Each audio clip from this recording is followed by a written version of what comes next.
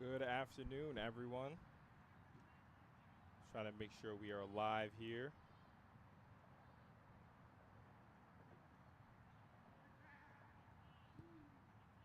Good afternoon, everyone.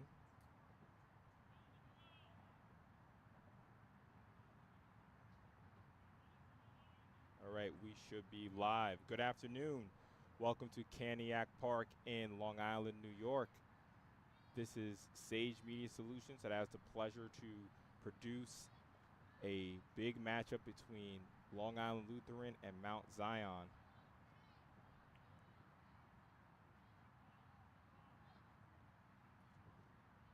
On the mic is Andre Johnson. Welcome, everyone. We should be live. What I love to do, just so you guys know, I'm sure there's a lot of new people in the chat. Let me know if you can hear me. We always like to do a sound check at the beginning. So our live streams are very different from the standard broadcast. You know, it's interactive. I'm in the chat. I'm reading the chat as the game is going. So feel free to type and interact. Michelle Williams, good afternoon. It is my pleasure.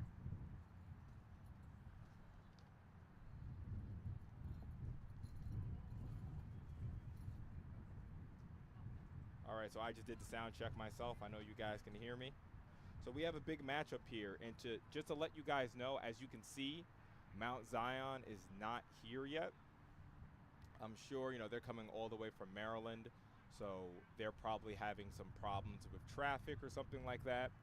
So usually they like to give teams that are coming late about, 20. Thank you for the sound checks, by the way. They like to give them about 20 minutes. So I'm predicting that this kickoff is going to be 3 p.m.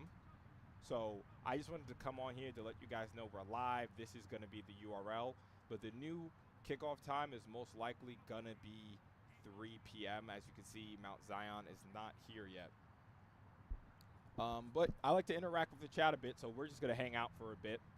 I'll probably hang out for about 5 minutes, and then I'm going to put a screen on. Put a message on the screen. Then you guys know that we'll be right back.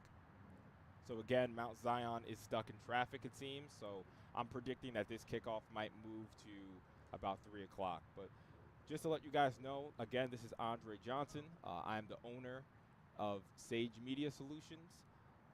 We have many different services for high school sports, high school or any kind of sports, honestly.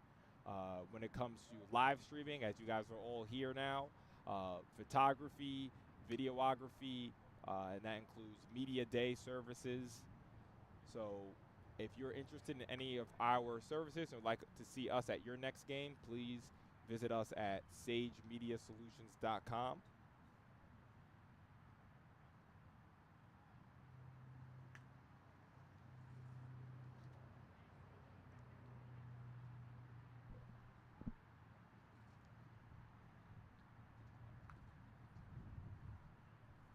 So again, and also another thing about the chat, the players love to come back and watch the live stream, and the chat is also on a replay along with the game. So if you say let's go number 9, number 9 is going to come. He's going to see that you're in the chat supporting him. So make sure throughout the game, and I'll remind you guys, put your support for your player, whether it's Luhi or Mt.Zion.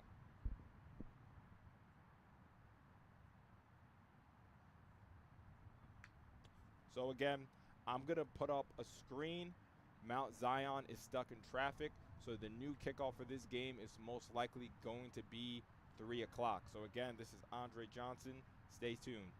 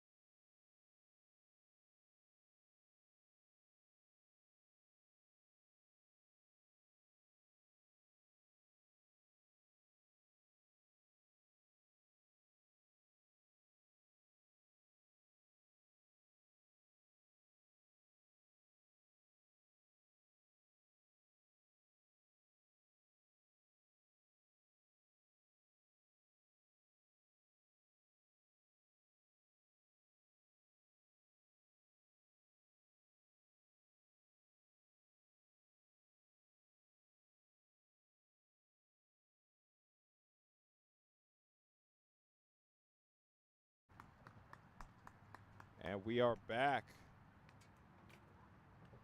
Mt.Zion is here. They like to give them about, 10 to 15 minutes to warm up.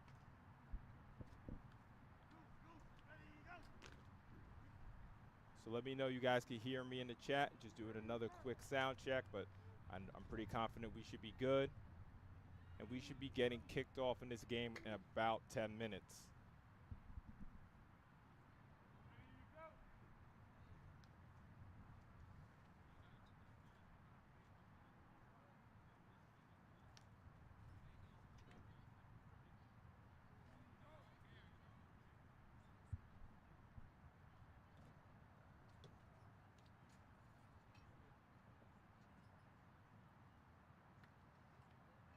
All right, so welcome back again, everyone.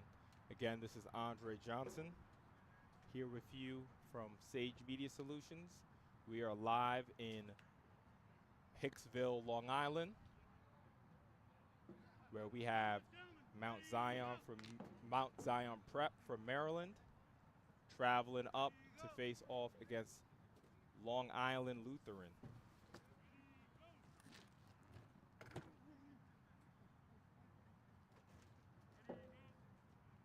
Long Island Lutheran, for you guys who don't know, they're better known as Luhi.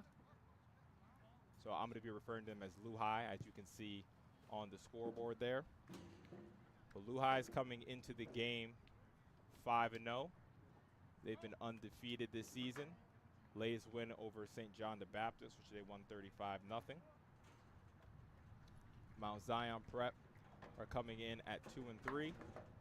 But don't let that record confuse you. Mt.Zion is a team riddled with talent, which we'll get into in just a moment.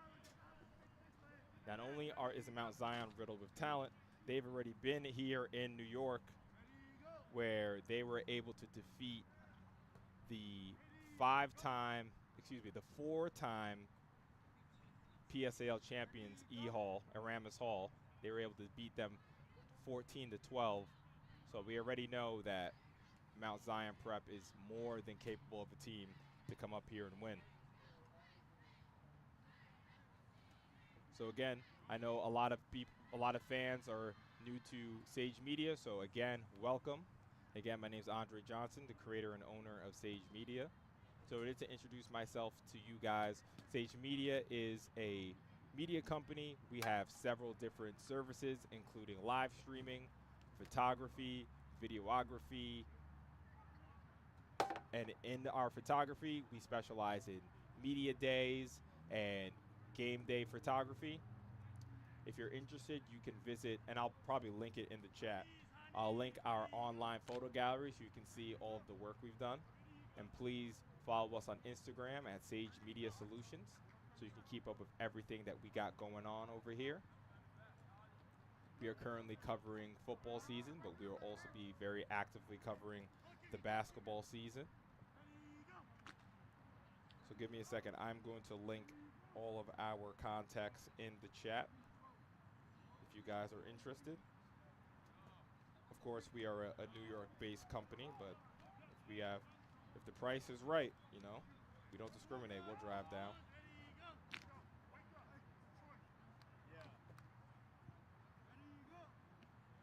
Unpin that comment.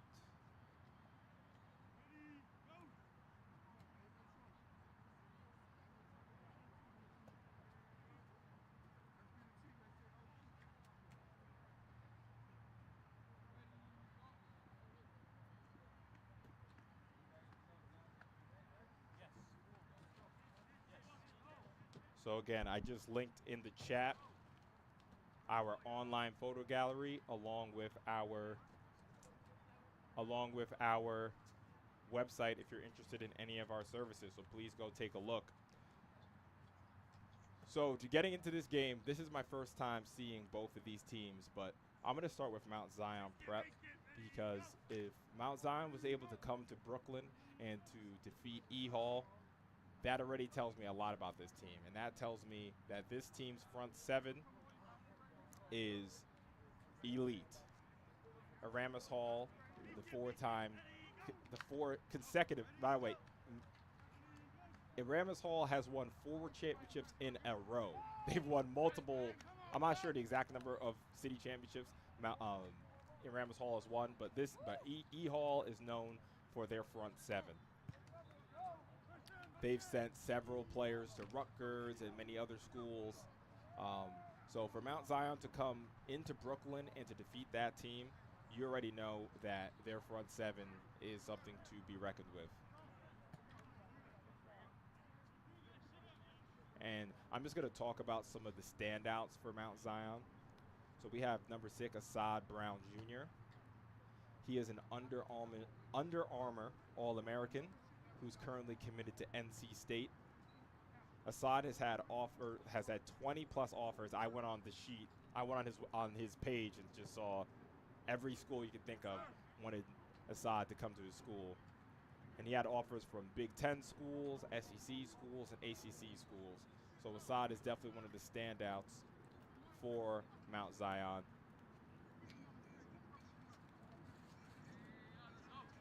Mt.Zion's going to be led by their quarterback, junior Brian Resto. Also plays safety. I'm not sure if he starts at safety, but we definitely know he's the starting quarterback. And I'm just going to riddle off some of these players who have multiple Division I offers. We have Isaiah Perry, the senior wide receiver. Number 3, Thomas McCoy, senior wide receiver. 2 guys on the edge, both with multiple offers.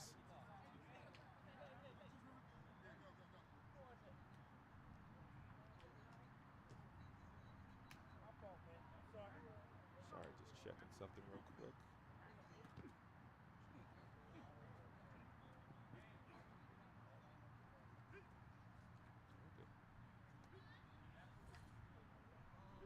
Sorry about that. So to get back into it, there's also sophomore Jason McIntyre. Jason has multiple Division I offers as only a sophomore. And there's also Richard Mulhern, senior, who's committed to VIM, the Virginia Military Institute. Congratulations. And some other standout players on the defense are Nathan Harris Jr., number 8, the senior, who's 6'2", 245. Octavian Taylor, junior linebacker. Jaquise Graves, number 10, junior defensive back, 4-star recruit. And number 12, Chris Spence, junior defensive back, 3-star recruit.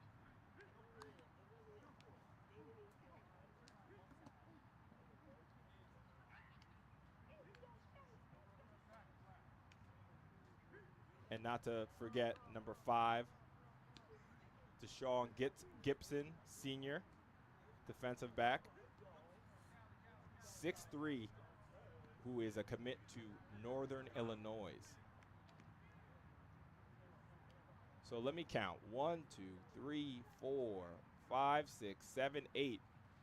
That's just 8 that I know of. 8 Division I players on this Mt.Zion team. So like I said, please do not let that 2-3 record confuse you. This team is riddled with talent. And I'm sure I'm going to be calling out those players all day.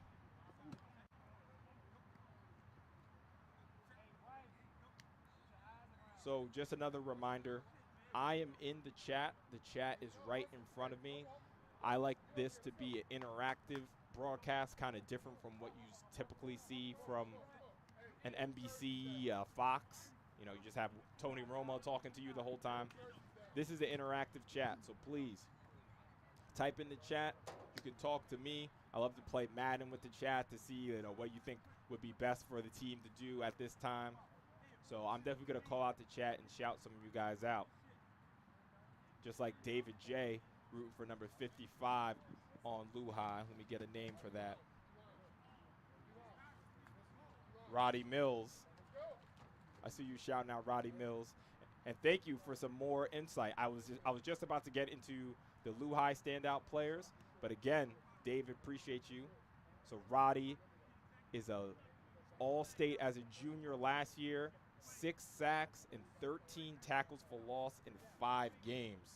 So that is number 55, Roddy Mills. That was one of the players that the coaches told me about pregame. So you definitely have to look out for number 55, Roddy Mills. So let me get into Luhi. Luhi is a team. So just to tell you guys a little bit about myself, I am from Long Island myself, from Westbury, New York. Graduated Kellenberg Memorial in 2010. It's a long time ago now. So Luhi is a program that everyone on Long Island knows. Most people know them for their basketball team. Luhi's basketball team is a top 10 team in the country. But they play some good football as well, as you can see from their 5-0 record. And everyone in the chat, make sure you, and I said this before, but let me repeat myself. The chat, so right after the game, the video goes on, the live stream goes on YouTube as a video. So the players love to go back and watch the live stream and get their highlights and all that. So the chat will be a replay along with the live stream. So make sure you shout out your favorite player in the chat, because they will see that when they come back to watch the game.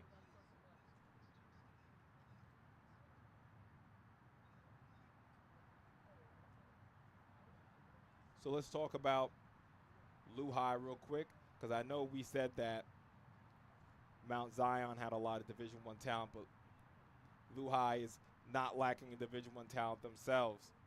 Number 17, Thomas Bacon Jr. He is a senior wide receiver, 6'4", 215. He currently has 6 Division I offers. Luhi will be led by quarterback Jeremy Alexandre, 6'6", 190. So he's real tall, so he shouldn't have any problem seeing over the line. And then there's number 2, Jacob Butler. He is only a sophomore, and he has offers from ECU, Eastern Carolina University, and LIU, Long Island University, as a sophomore. So his future's bright. I'm sure he's going to be getting some stars next to his name and some more offers. And then again, we have number 55, Roddy Mills. Not to mention, before that, David J said he was an all-state player as a junior last year.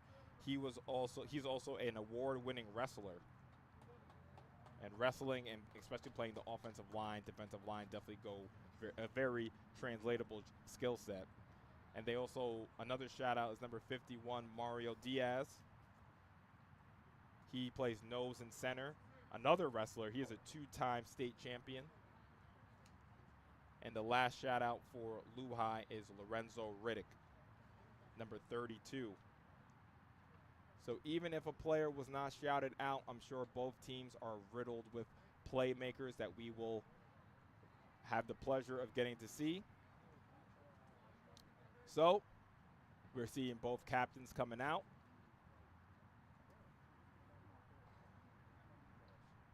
So we're getting ready to get started here. So again, in the chat, please remember to shout out your favorite player. They will see this in the chat after the game goes live on YouTube. So the game is live on YouTube right now, obviously, but like I said, the replay goes live right after the game.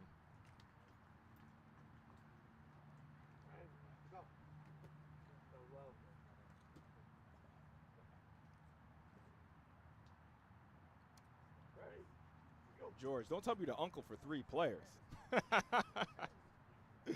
No, I'm playing. I think you are number 7's uncle. Number 7, so let me shout that out. So that's Jason. Excuse me, let me get the pronunciation.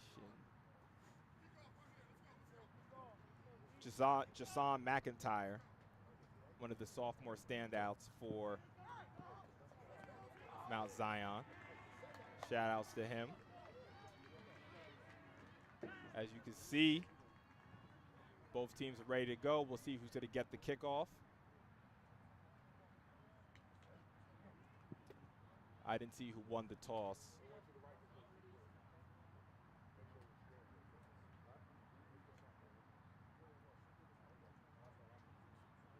We're ready to get started.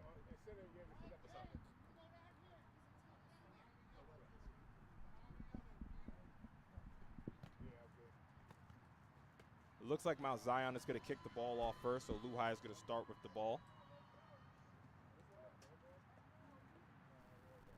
And just to remind everybody, well, I guess to tell you, because you're first, most likely most of you, your first time in this live stream, the clock on the scoreboard is not the official time.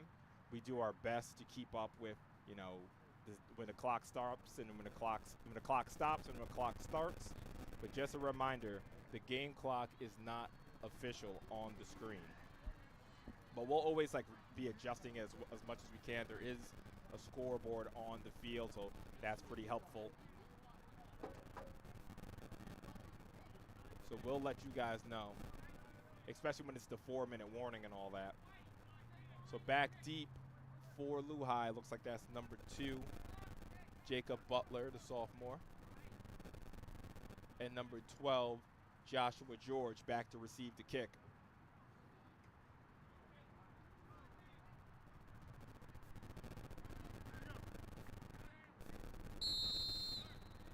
And that's the whistle.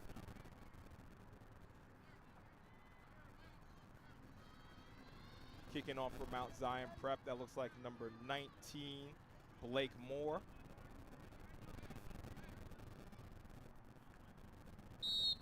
We are ready to get started from Long Island, New York. It's a onside kick. It's recovered well by Luhi. Luhi is going to take the ball from the 38-yard line. That'll be a 1st and 10. Let's call that the 39-yard line. Cheated, I heard the ref.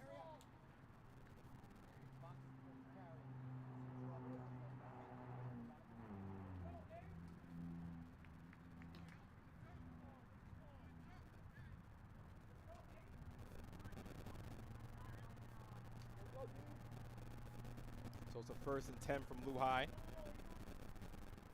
You cannot miss number 1, Jeremy Alexandre, the 6'6" senior quarterback leading his team.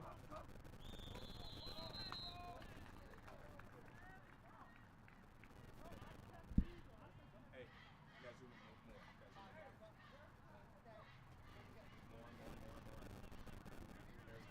There's good.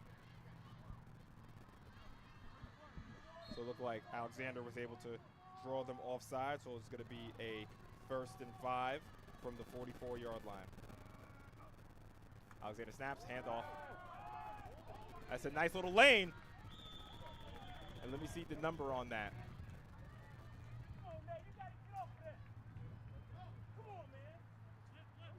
That's number 30 for Luhi, Anthony Valdez. We'll get that scoreboard working for you guys. Don't worry about that.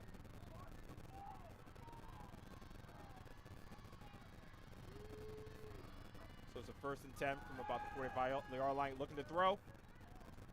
Incomplete. Looked like Alexandre was looking for number 12, Joshua George, on that.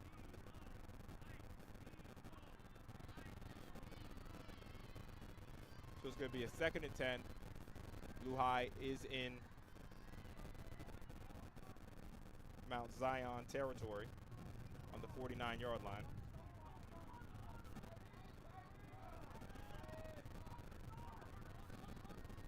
Number 2 goes in motion for Luhi. Another handoff. Makes 3 people miss. And there is a flag on the backside. Usually when there's a flag on the backside, it's going to be a holding. So it looks like Luhi is going to be coming back. Yep.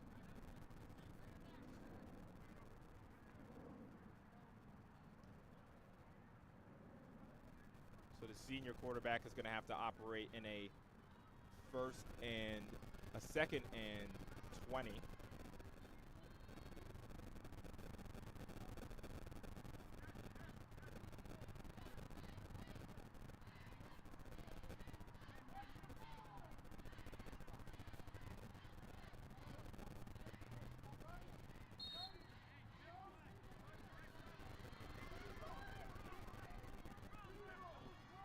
So we have a 2nd and 20. Luhi is now on the 39-yard line. Pass out to number 12. Has a block. Doesn't go far. Probably gains a few yards there. You saw that was number 4, Otis Williams, the fourth, trying to strip that ball out.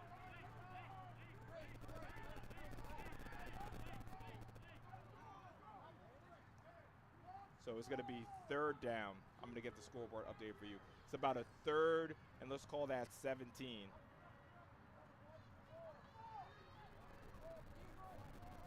Ball's on about the 45-yard line. Alexander is going to have to go to the air here. Looks left, throws, has a man, and is caught. Don't think he has enough yardage. That looked like that was number 2, Jacob Butler, on the catch. And it looks like Luhi is going to be forced to punt, or are they going to go for it? The offense is staying on the field. It's about a 4th and 7.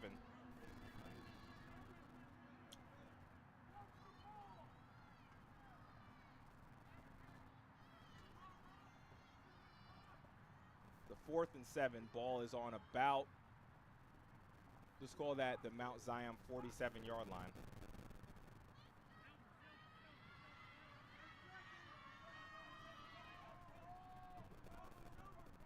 Alexandre still on the field. Looking to pass, looks right, throws right. It's caught. Does he have enough?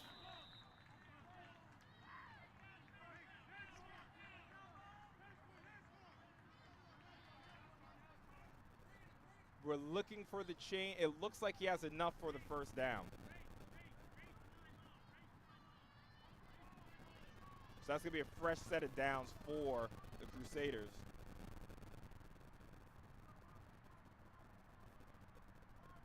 That's going to be a 1st and 10. Ball's on about the 35-yard line.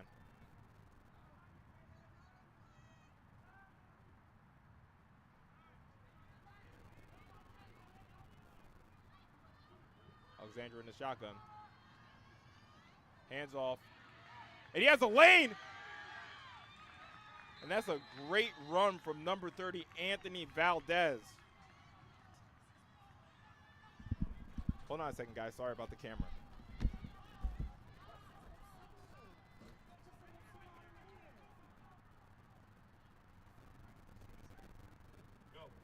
Hey, you're on the camera for now, okay?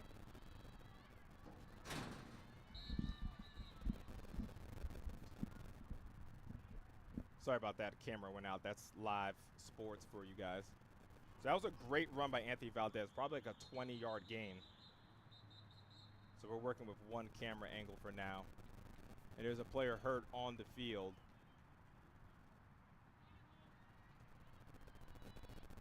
It's not 1st and goal yet. I'm kind of at a tough angle, but it's about a 1st. It's 2nd and 7. I say the ball's on about the 13-yard line.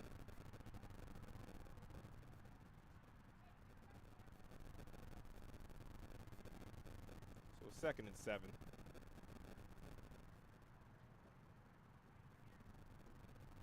It's pronounced Alexander. All right, my apologies. It says Alexandre on the roster I have, so I'm just gonna go with Alexander. Thank you for that.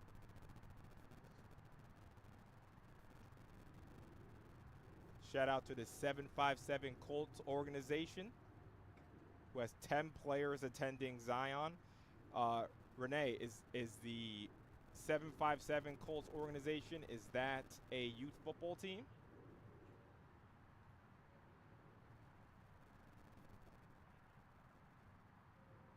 So hopefully the player is okay. I didn't get a number on that. So I will be right back. I am the announcer and also the producer, so just give me a second.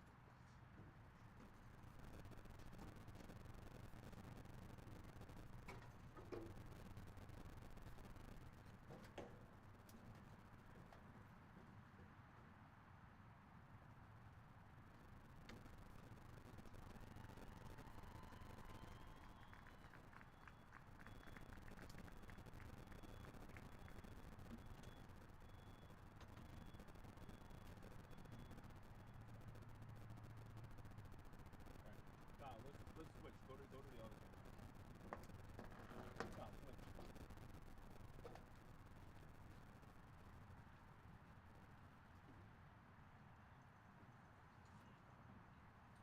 how to work this one, right? It's the same idea of being zoomed in on whatever.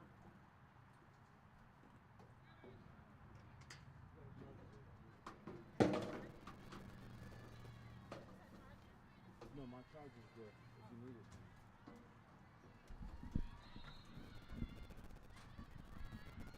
All right, we're back. Sorry about that. So we have a 2nd and 7. Throws it left. Makes a man miss. Can't make the second man miss. That's Jacob Butler. Alexander really likes going to Jacob Butler. So that's going to be a 3rd and about 4. We're kind of at field level here, so it's kind of tough for us to see exactly the sticks. But they should be on about the, let's call it the 9-yard line. So after this first down, the Crusaders should be 1st and goal. Alexander in shotgun. Looks left, throws left. It's incomplete. We're going to adjust that clock for you guys. 8:02 left.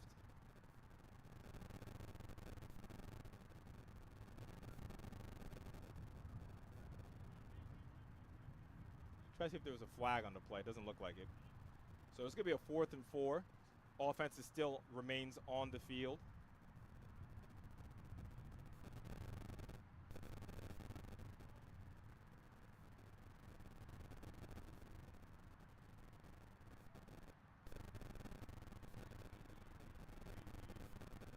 Valdez in the back. Valdez in the backfield along with Alexander. Like a 3-receiver set.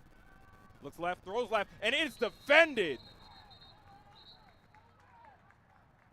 But it looks like there's a flag on the play. I can't see the number. That looked like number 11. That was number 11, Colin Richardson, possibly, on the deflection. But it looks like there was a pass interference on the play. So it looks like it's going to be a 1st down for the Crusaders. Be a 1st and goal. Tough break for Mt.Zion there. Handoff. Valdez. There's a flag on the play.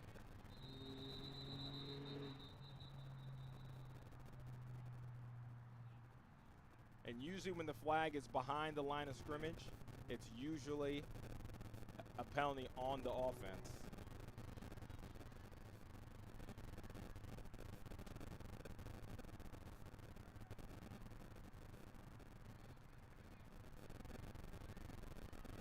So it looks like a holding on the Crusaders. That's going to be a 1st and 10 from the 19-yard line. Tough spot for the Crusaders here. Probably going to have to go to the throw.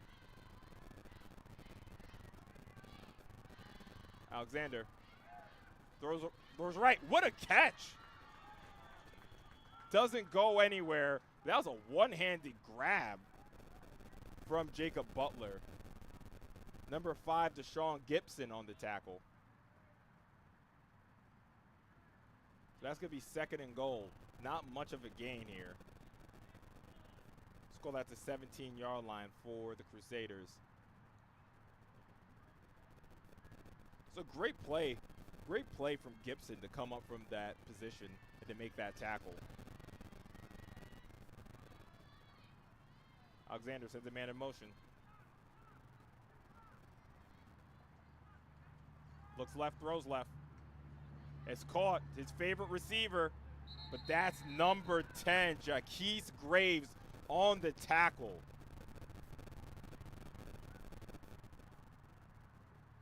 Jaquise Graves doing a great job. So it seems like Luhi in this situation is trying to go to the quick screens, might not want to be too risky in going down the field in this tough 2nd and goal, 3rd and goal position. So they're trying to run these quick screens, but as you can see from all those offers that I riddled off earlier, the Mount Prep secondary they're not lacking in athletes, to say the least. So 3 receivers to the right. Alexander looks right, running, slips, and he goes down. That was number 99, Vincent, on the tackle. That'll take us to a 4th and goal, and I do not see the kicking team coming on.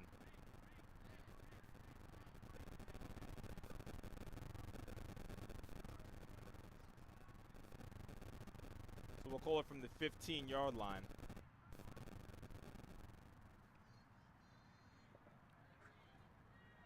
Alexandre, 2 receivers to the left, 2 receivers to the right. Trying to test this talented secondary. Throws left, and is incomplete. So Mt.Zion, a bend but don't break defense, as they are now going to get the ball 1st and 10 from about the 15-yard line.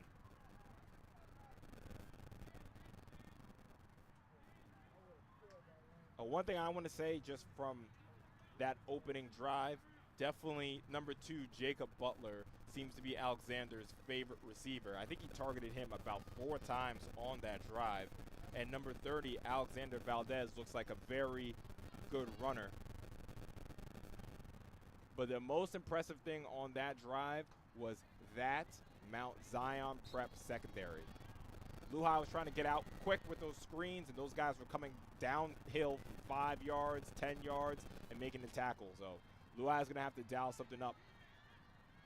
And now here's number 1, Brian Reto.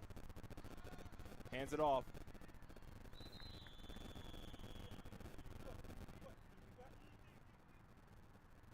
That's a no gain.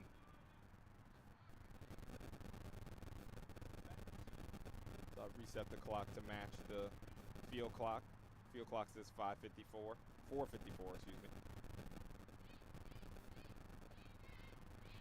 That was a very limited game, so we'll call that a 2nd and 9.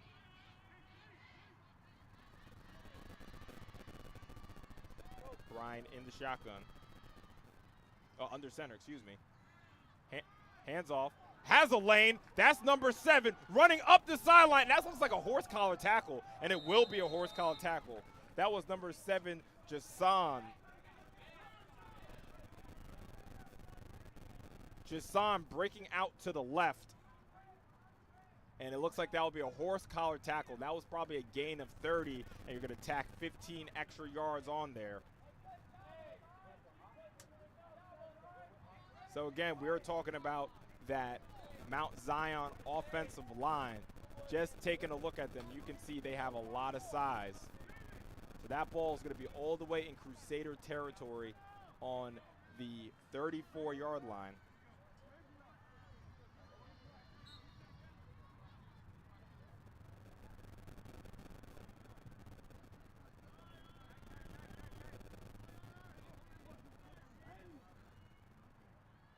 So that's going to be a 1st and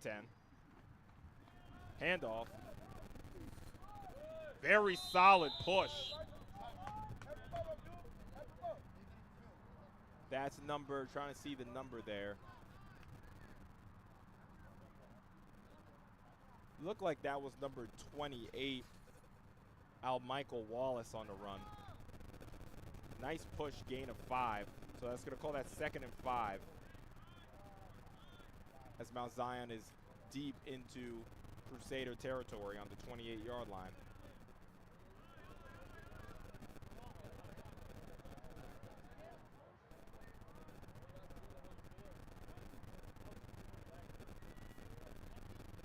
Ryan under center. Another handoff, and that's a lane! And that's a touchdown, Mt.Zion prep. Is there a flag on the field? There is a flag, so hold your horses. Looks like that run play from Jason is coming back, unfortunately, for Mt.Zion prep.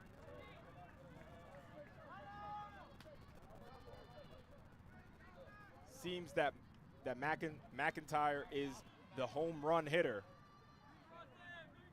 It's a small guy. He's only about maybe 5'8", but you can see he's real quick. And he's busted 2 really big runs open. But unfortunately, the holding penalty is going to bring it back to about a 2nd and 15 here. So both teams, their drives are kind of stalling because of penalties. 2 big penalties for both teams. As they're back all the way to the 39-yard line. Throws right. Caught. Can't escape the tackle. That was number 3, Travis McCoy on the catch. That was Brian's first time throwing the ball there. Probably a gain of 10. So pretty much got all of those penalty yards back as we have a 3rd and 5. 3rd and 5 from the 28-yard line, so call that a gain of 11.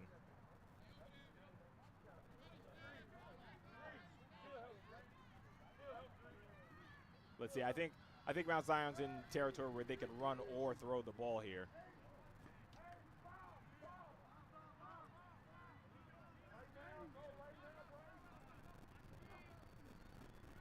Throws left, and it's incomplete. Looked like that was number 2, Isaiah Perry on the target.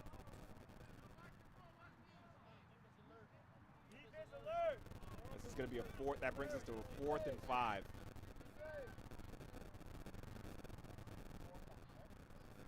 Jason, a.k.a. Flash. I got y'all, so I got to make sure I call Jason Flash. I don't have the official height on him, but he's probably about a 5'8", 5'9" guy. Definitely has some speed. It looks like that would be a timeout Mount Zion.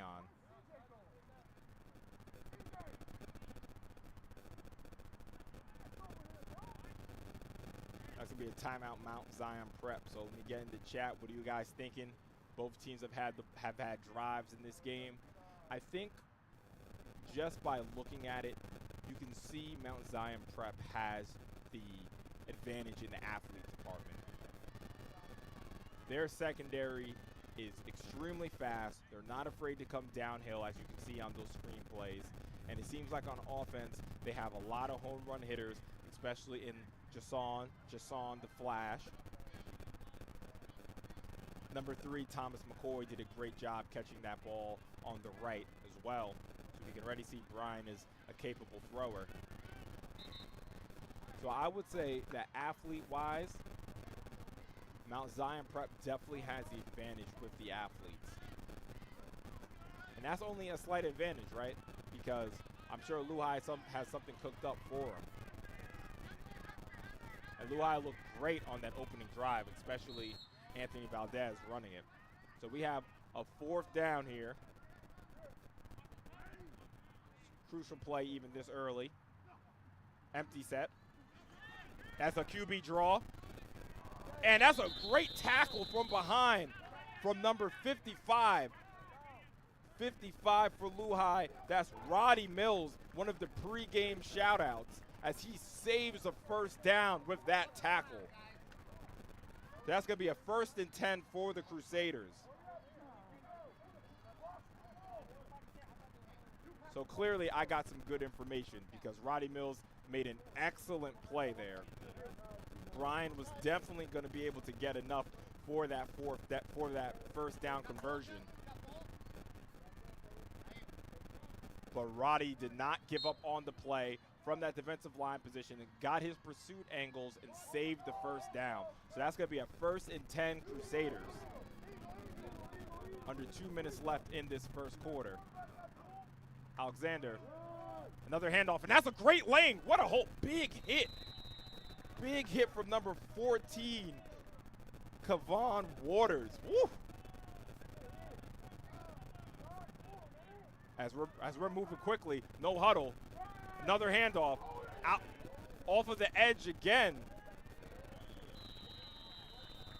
As Valdez gets another 1st down. Shouts for holding. As you can see, Luhi is picking up the tempo down to the 42-yard line now. Another handoff, but this time they're ready, and there is a flag there. Looks like that's coming back. Multiple flags on the field. Look like those shouts from holding. They're going to get it now.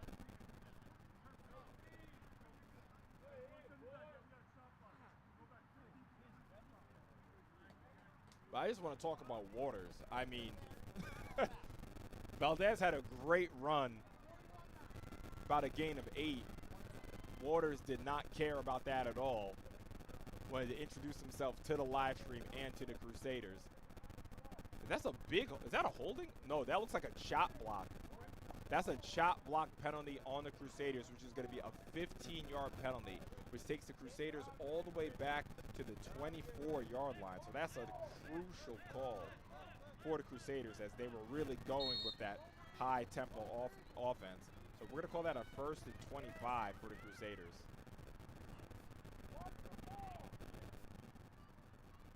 That's a real drive killer.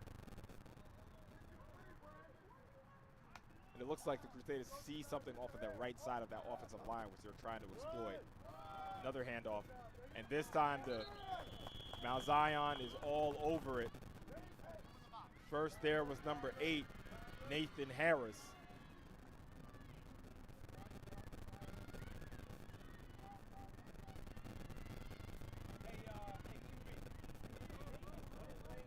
As we now have a second, call that a 2nd and 26. That was probably a loss of 1.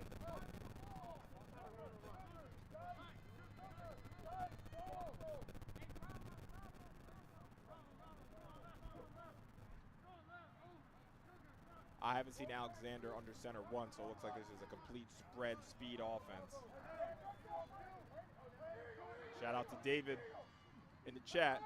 Alexander looks left, throws left, and that's incomplete. Looked like he was looking for number 17, Thomas Bacon Jr.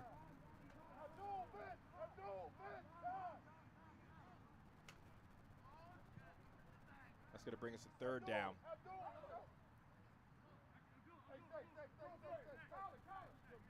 It'll be a 3rd and 26 here. Can't imagine Luhi trying to be too aggressive here, especially this early on in the game.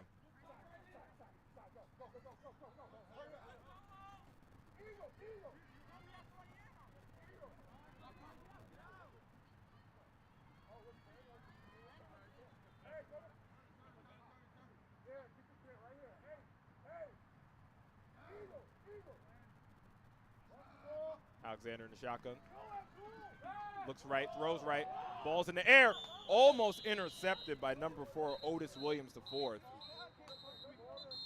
And that looks like that's going to be it sounded like that's going to be the end of the 1st quarter. I'll confirm in a second. But it looks like that's the end of the 1st quarter as we are scoreless.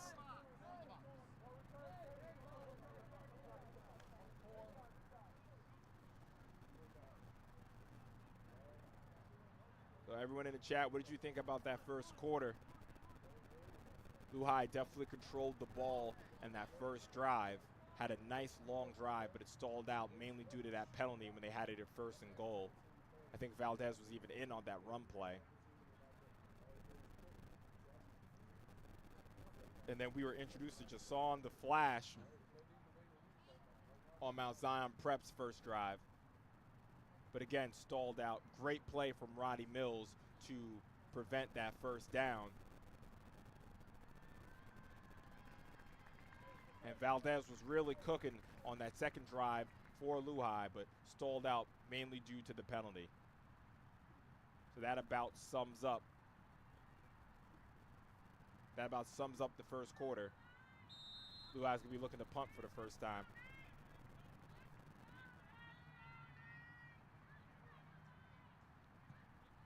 Gets the punt off. It's a low punt to the right.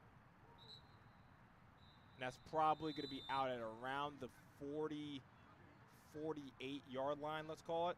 So that's going to be real good field position for Mt.Zion Prep. As they are going to start this drive already in Crusader territory.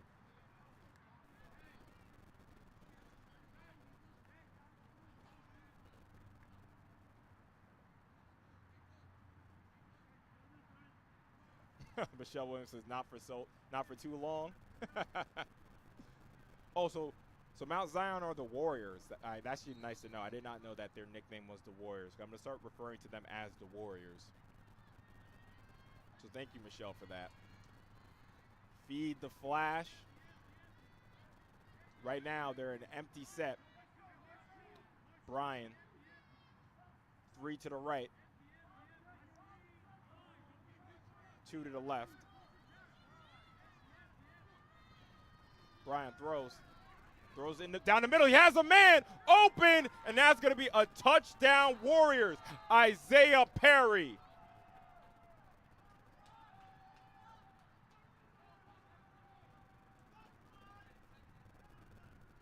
Isaiah Perry, fresh off the bus to the end zone for the Warriors. I didn't see where Perry came from, if he came from the left or the right, but he was right down the middle of the field. Those 5 receiver sets are real, especially at the high school level. If you have a capable quarterback who's comfortable, it's real hard at the high school level to guard those 5 receiver sets. As it seems, Mt.Zion the offense stays on the field, going for 2. Looks right, throws right. And the try is no good. So that was about a 48-yard strike. Brian Resto to number 2, Isaiah Perry, for the Warrior touchdown. So that's going to give him an early 6-0 lead in this game.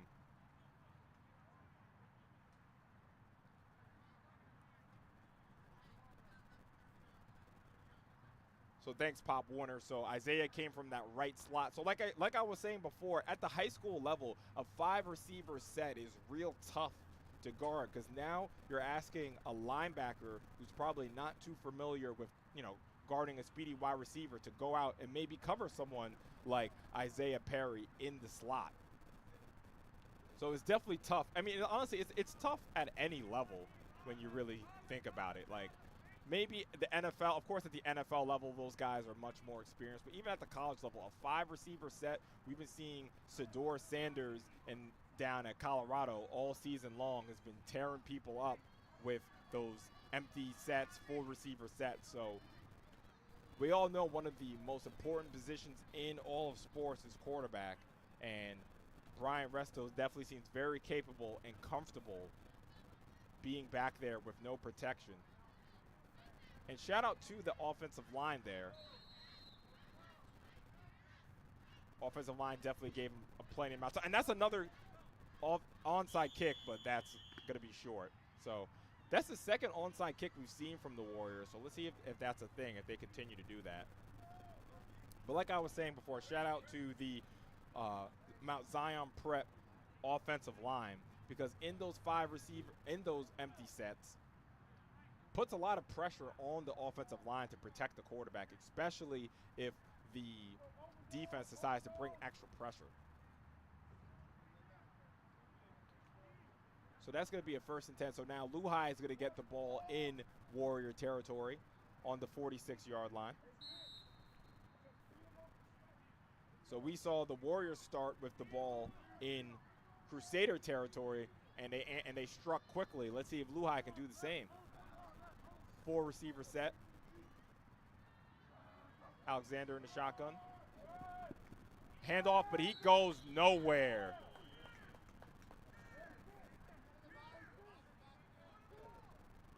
Looks like that was big number 99, Vincent, on the tackle.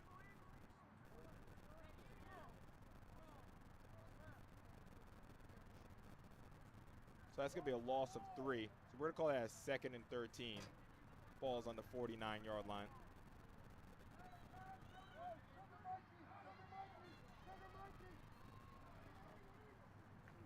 Alexander looking to throw. Throws deep left. And it's too deep. He was targeting his favorite wide receiver, Jacob Butler, there. That was great one-on-one coverage from number 5, Deshaun Gibson. That's going to be a 3rd and 13. I'm really excited to see more. And I'm definitely going to keep tabs on Jacob Butler, the sophomore. Only a sophomore. You can see he is the primary focus for this offense. Him and Valdez have definitely been the standout so far. That's going to be a matchup to watch, him versus Gibson. So a big third down for the Crusaders. Alexander looks deep, throws, and it's short. Looking for number 17, the big tight end, Thomas Bacon.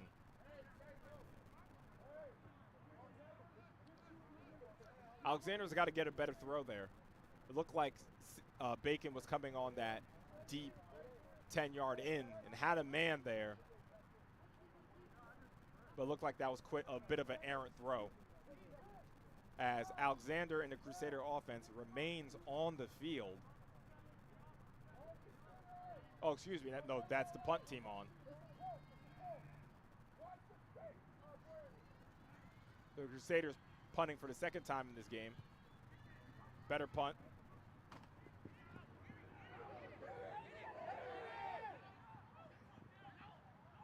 A little bit of confusion. Nobody touched the ball there, but the Warrior sideline was yelling for someone to grab it. But yeah, that's going to be Warrior ball. I'm not sure what the confusion, why there was confusion there.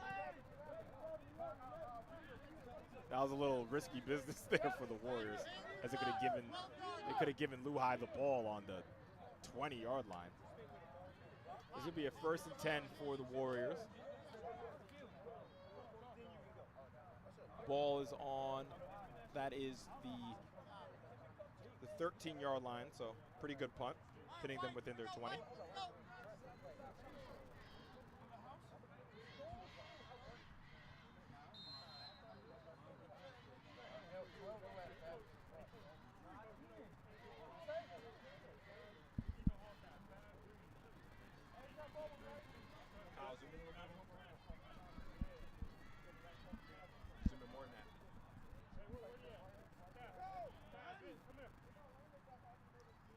So 1st and 10 for the Warriors.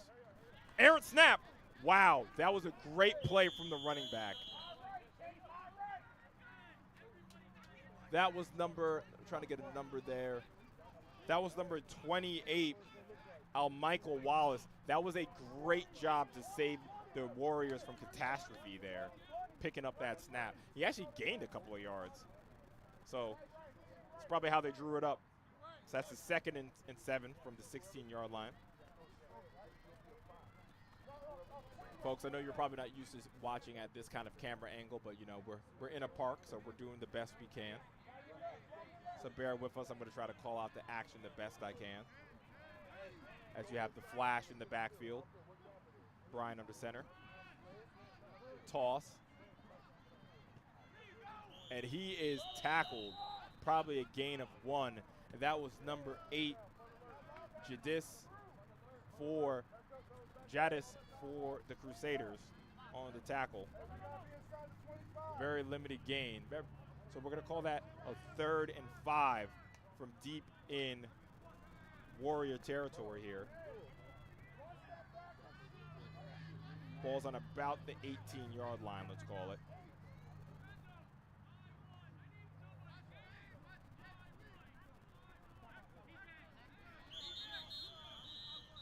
As we have a timeout. Timeout Warriors. That's going to be their 2nd timeout.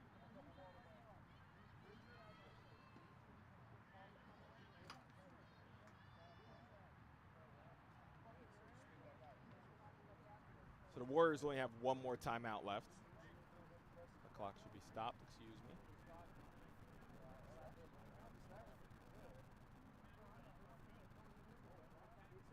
So let's see what the Warriors dial up.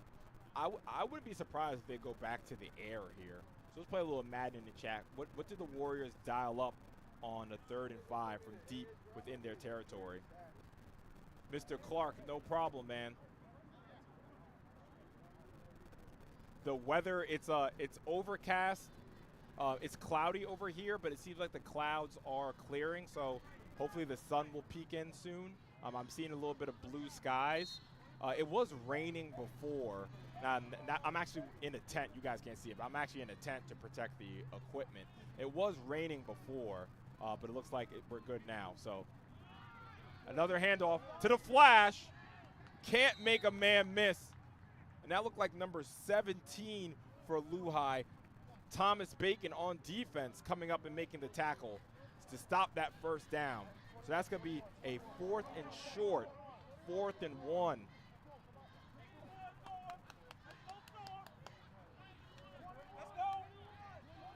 And it looks like the Warriors are keeping their offense on the field. So you can see the Warriors have a lot of faith in the big boys up front.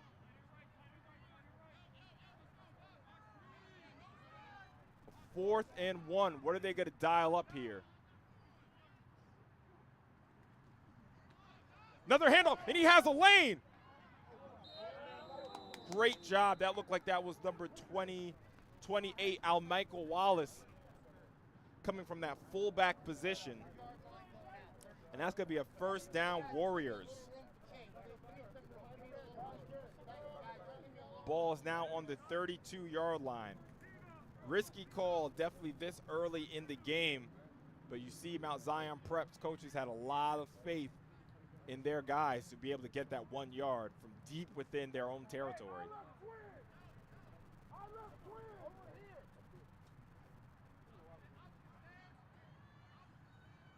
And they ran behind big number 71, Chaz Morris. Shout out to the center, shout out to the big guys. So a 1st and 10. Play action. Pass is complete. Has room up the right sideline. And that's Al Michael again. Great composure from Brian Resto, as he had a man right in his face, but he's still able to deliver that pass. So that's going to be another first down for the Warriors as they now have the ball on the 44-yard line. So that's about a gain of 12. So again, I just definitely don't want to miss my big guys. Number 71, Chaz Morris, the center, making a hole on that 4th down for the Warriors. And Al Michael really converting twice for the Warriors there. So another fresh set of downs. Hands off to the flash. Stretches left. Looked like that was about a gain of 4. It's a good run from Jason. Michelle says, keep moving those chains. As of right now, the Warriors are definitely not having trouble doing that, as that was another gain of let's call that 5.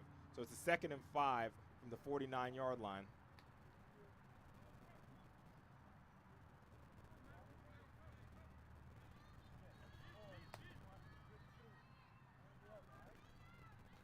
Let me see. Al Michael's standing right in front of me. He's a big kid, man. He's got to be 6 foot, maybe 200. If anyone knows Al Michael's dimensions, definitely let me know. Big kid, definitely hard to bring down. So we have a 2nd and 5. Toss right. That's to Jason. So good tackle from number 32 from Luhi. Number 32, Lorenzo Riddick.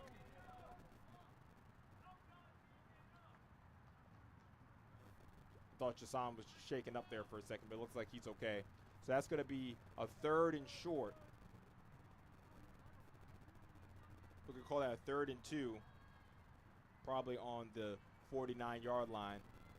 Exactly, on the 49-yard line of Luhi now. So the Warriors are now in Crusader territory. Jason's on the right side of Resto. 3 receivers to the left. Throws left, screen. Makes a man miss, but can't make the 2nd man miss. That was Isaiah Perry, the receiver for the 1st touchdown. And it looks like he does not have enough for the 1st down. I don't see the chains moving. So that's going to be 4th down. Looks like that was a no gain there. So a 4th and 2 for the Warriors, about halfway through the second quarter, excuse me. Halfway through the 2nd quarter here. As you can see, the sun poking out a little bit. That's going to be a 4th and 2 for the Warriors as they stay on the field. Al Michael in the backfield. I bet the ball's going to him. I was wrong. He's the lead blocker as Resto has a lane. Solid gain. Great play call. And there's a flag after the play. The Warriors have enough for the first down after the Resto run. But there is a flag, and that flag was after the play. So regardless, it should be a first down for Mt.Zion. But where are they going to take that snap from?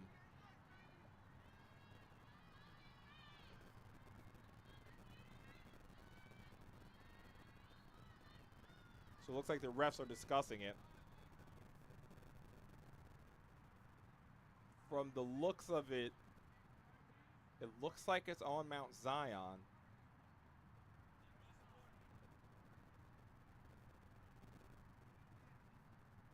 The refs haven't signaled anything yet.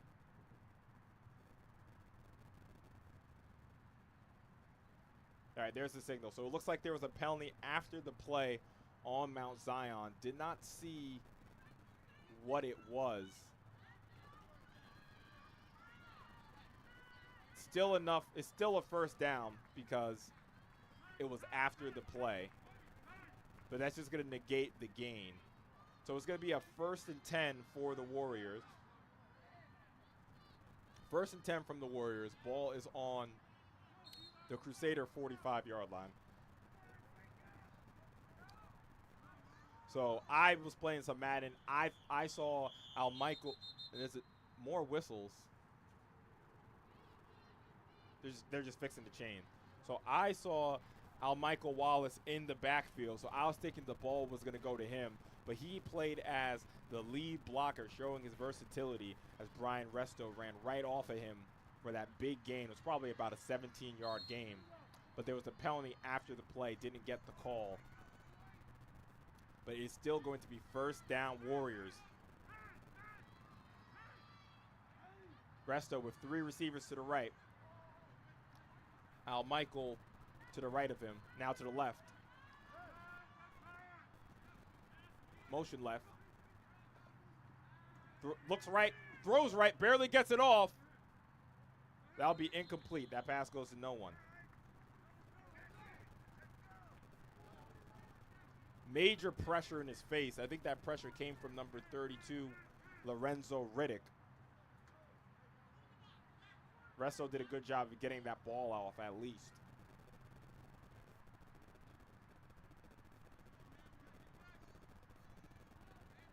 David, no problem, man. That's what I'm here for. You know, we're trying to put on. I know a lot of fans are back at home. They want to support their team. So that's where I come in. Try to give more publicity and access to these kids and to the fans. That's going to be a 2nd and 10. 3 receivers to Resto's right. Looks like a jet sweep. The ball's on the ground. The ball's on the ground, and the Crusaders have it.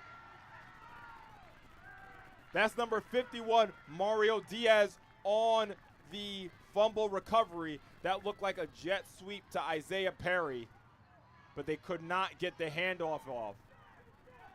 Wait. What are they calling there? We saw a fumble. Honestly, I do not know what happened. Throws right, and that's incomplete. That was extremely bizarre. I don't know what happened. I definitely saw a fumble recovery. If I had to guess, they might be calling that an incomplete pass. So instead of it being a handoff and a fumble recovery, it looked like that was a shovel pass technically. So I guess that's a little trick in football. When you're doing that jet sweep, you have the quarterback just kind of give a little toss to the receiver, and that acts as a forward pass instead of a fumble if it was a handoff.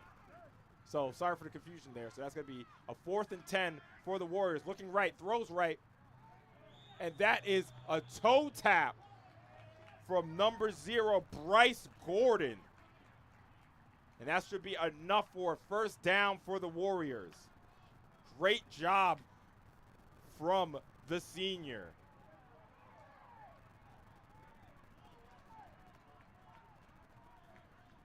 Wait. Are they saying that's not enough? Wow. They really didn't give a good spot on that.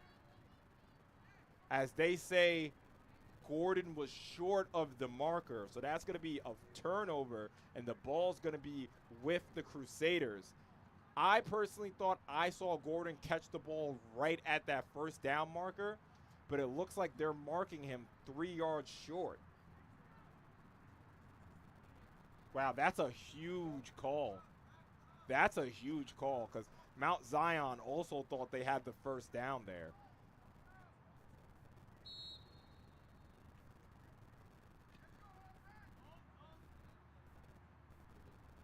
Thanks, Thomas. I see you in the chat. That's one of those little funny little football rules, little football techniques.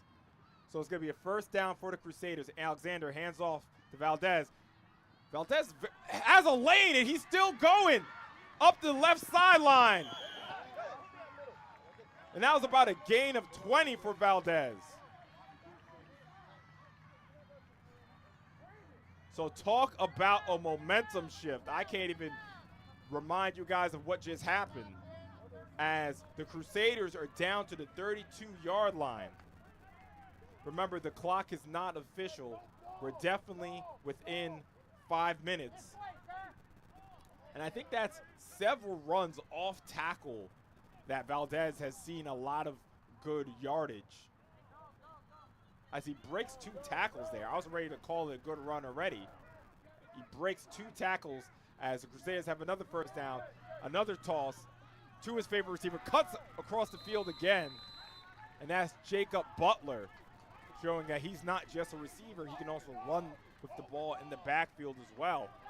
As now the Crusaders are moving down the field with a 2nd and 2. Ball's on about the 20-yard line. Another run, another lane, and that ball's on the ground. And it is picked up by the Warriors, and he is running. Wow. What a swing of events. That's number 10, Octavian Taylor. I didn't see the ball get punched out. It's a little, we're not at the best angle because we're in the park. But the Crusaders were driving down the field, and Mt.Zion punch it out. Woo. I need a glass. I need some water.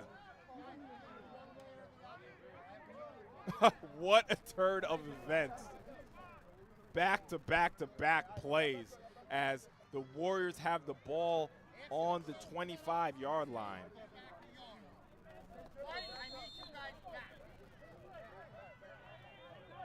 Man, talk about momentum swings. Jacob the Hurricane Butler, I'm going to remember that. And that's a false start. This will be a false start on the right tackle. That's big, number 77 on the false start. So we're going to have a 1st and 15. That ball's back on the 20-yard line.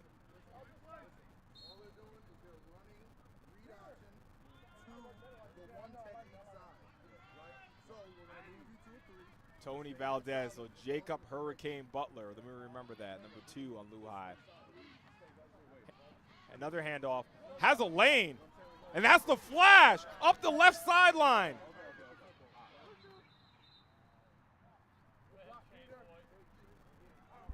Chasson with another great run, probably a gain of about 25 yards.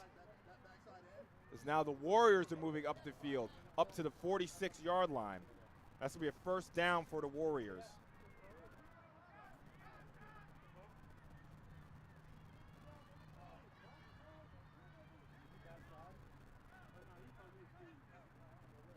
Jason McIntyre, probably close to about 50 to 70 yards on the ground in the first half.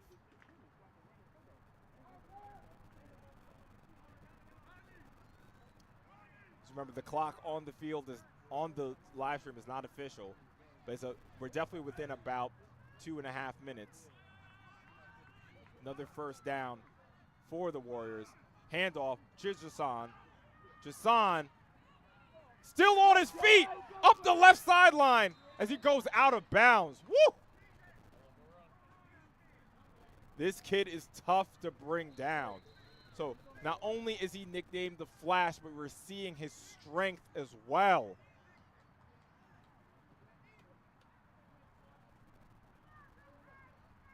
So I think we had an injury on the field.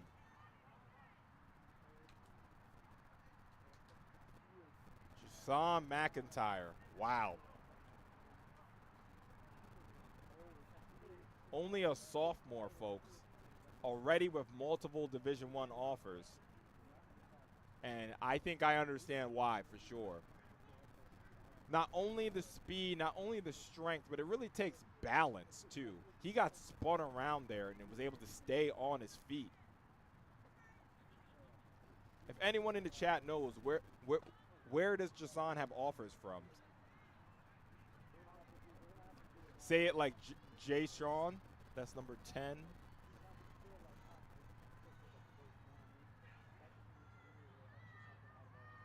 Jaquise. So DJ, you're saying say Jaquise's name like Jason, like Jay Sean? All right, I'm going to make sure I do that. So that was number 10, Jason Graves on that fumble recovery.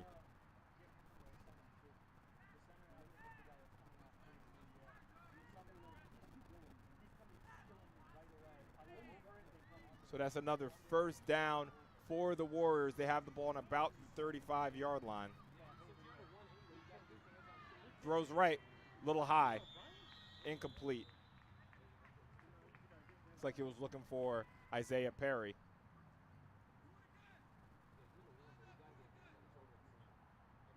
So that's the 2nd and 10.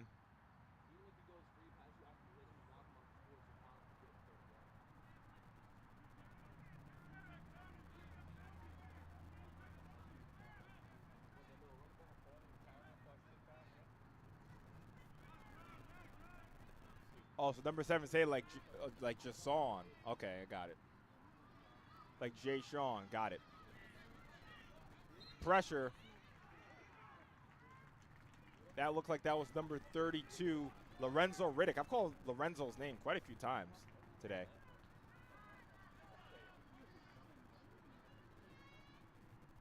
Lorenzo on the pressure. So that's going to be a 3rd and 7. Say the ball's on the 32-yard line. So I got you guys. I'm going to say it like Jay Sean.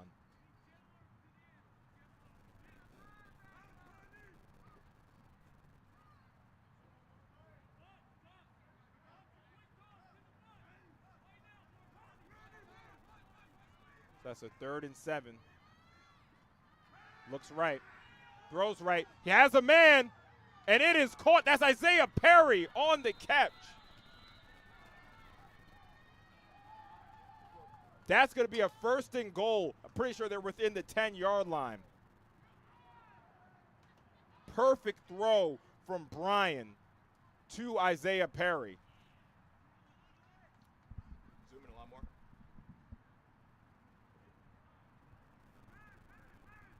As we have a 1st and goal. That ball's on about the 6-yard line. So that's about a gain of 20 to 25.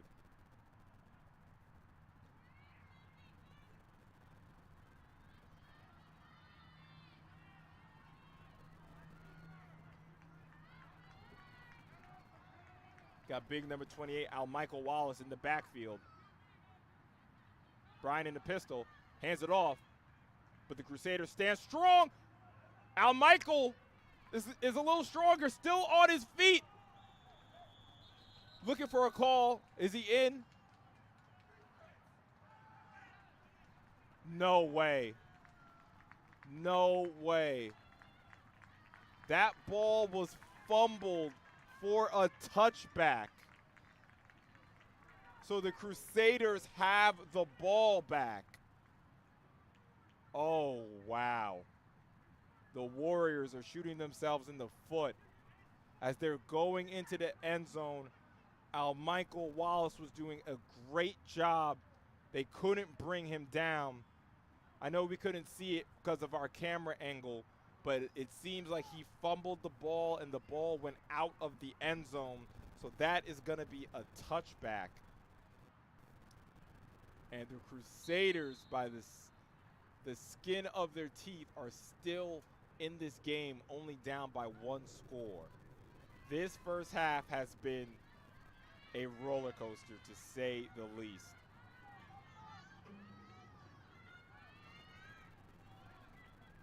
Definitely within about 30 seconds here. That's what I have on the clock. Remember, the clock is not official, but first down. Hands off to Valdez. Doesn't go too far.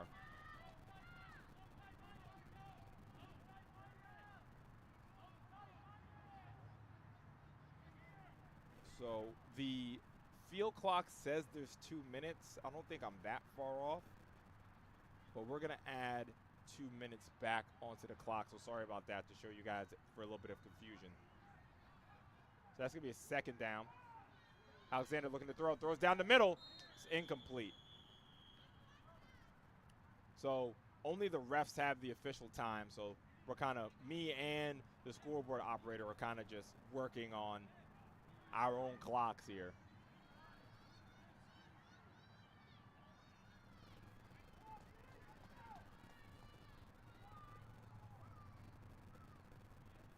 Yeah, I see everybody in the chat. It seems like it's a lot of, which makes sense, a lot of Mt.Zion Warrior fans in the chat are real upset on that. It's a 3rd and 10. Alexander drops back, looking, rolls out right. He's just going to run out of bounds.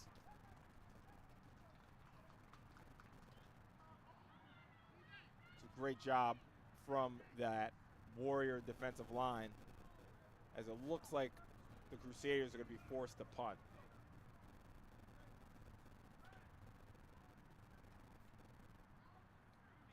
Okay, so you're saying Jay Sean has offers from Duke and Maryland, Williams? That's what you're saying?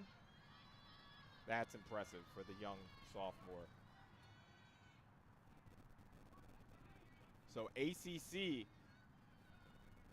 Crusaders for the punt.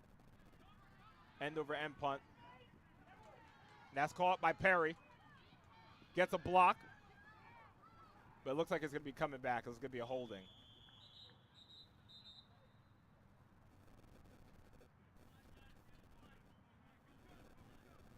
So it's going to be another 1st and 10 for the Warriors. Heather, the Warriors, Mt.Zion Prep will be getting the ball first at halftime. Mt.Zion kicked off first. So Mt.Zion will be getting the ball at half.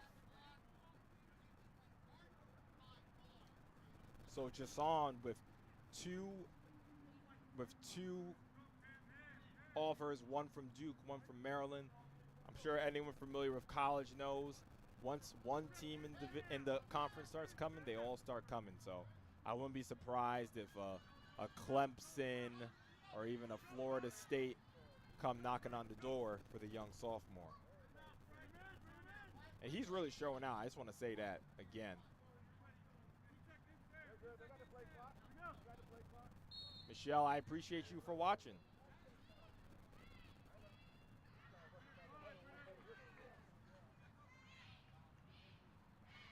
As we have a 1st and 10 for the Warriors on the 45-yard line.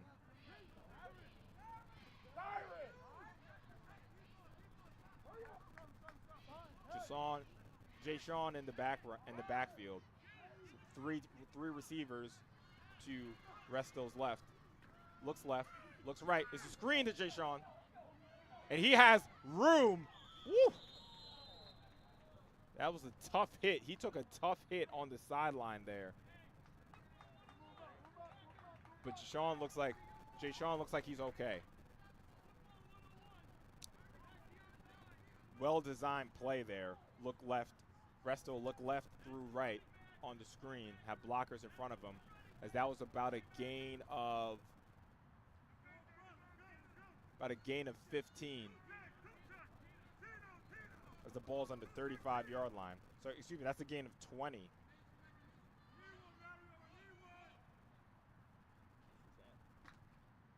It's a gain of 20 for the Warriors.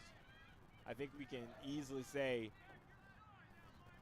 Jay Sean is at close to 100 yards of total offense in this first half. Resto looks left, throws left.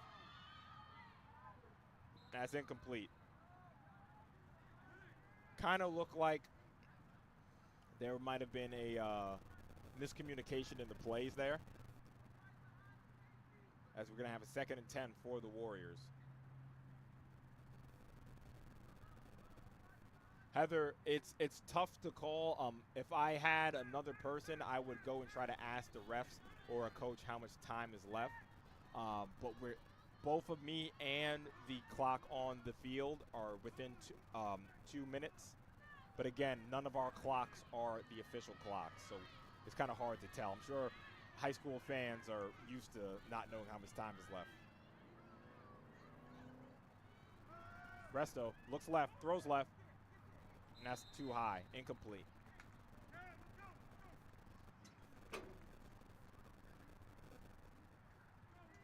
So one thing one of my co-commentators always says, he always wishes that we had like a mic from the refs so we could kind of talk to them and they could talk to us, to the broadcast. We're not there yet, but, you know, maybe one day Sage Media will get that kind of technology.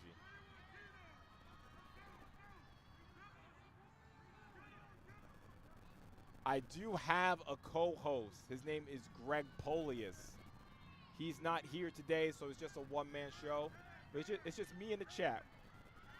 Me in the chat today. We can do it. So it's a 3rd and 10. Resto looks left. Holds on to it.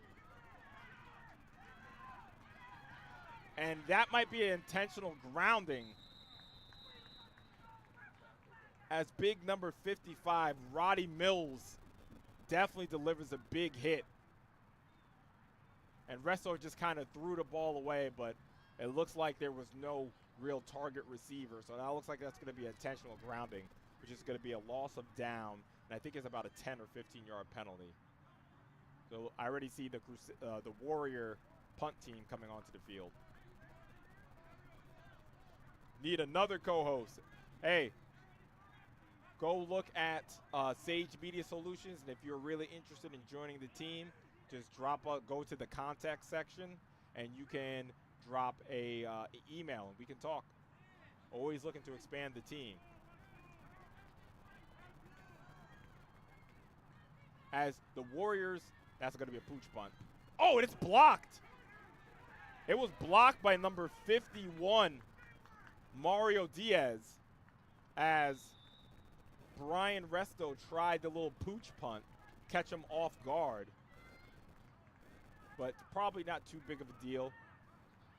Could have been, of course, I can't say that it's not too big of a deal because the field position battle is very important, especially in a game that's only one score difference.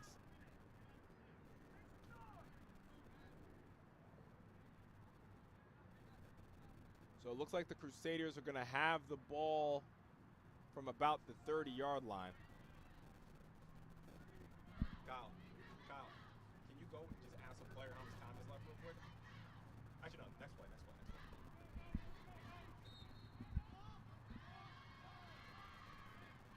So it's going to be a 1st and 10 for the Crusaders.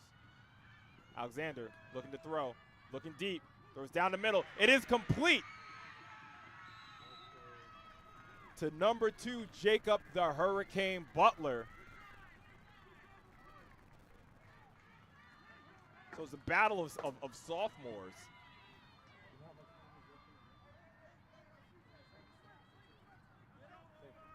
that's a big completion there for a first down, bringing the Crusaders all the way to the 50-yard line. So that was about a gain of 25.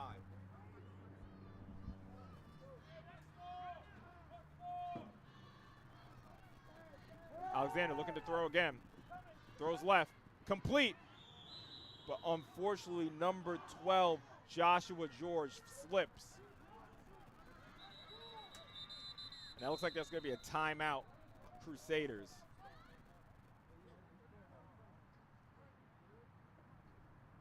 So I'm going to go with the clock on the field. The clock on the field currently says that there's 33 seconds left.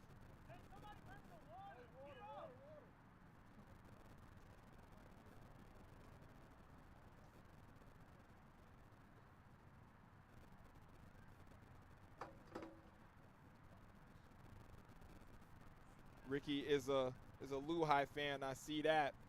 Roddy Mills, yes, he definitely made a good play on that previous Mt.Zion possession. But it's a battle of the sophomores. Jacob, the Hurricane Butler. But nice gain. And Jacob has really been impressive. Him, the two young sophomores, Jacob and Jashawn, have just been really showing out in this game. Jashawn close to 100 yards and all-purpose yardage, and Jacob Butler is probably around, let's say, 50 to 60.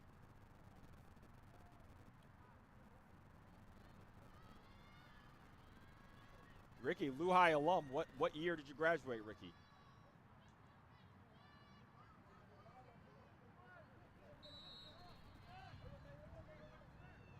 Oh, excuse me, the clock running? Oh, I didn't set the clock. Excuse me. So that's 33 seconds left on the clock. A second and 10. Throws left, and that's to Jacob. Guess who? Honestly, I'm not even going to look up anymore. If it's a Luhi positive play, it's Mr. Butler, all right? So I'm not even going to look at the screen anymore. If it's a positive play for Luhi, it's Mr. Butler. As he gets another first down for Luhi. He fell right on the marker, though. Hopefully he's okay.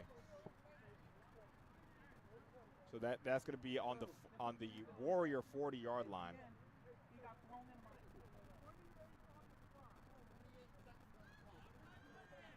And I'm hearing the referee saying that there's 48 seconds on the clock. I'm pretty sure I heard. Is that what you heard? 28? So we're hearing that there's 28 seconds on the clock. The referees just came over to the sideline.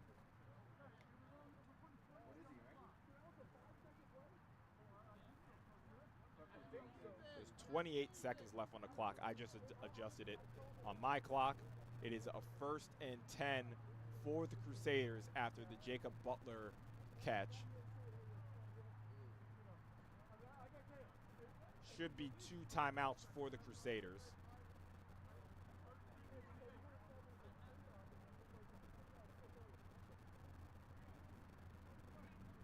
Class of 2007. I was a class of 2010 of Kellenberg. As Alexander in the shotgun.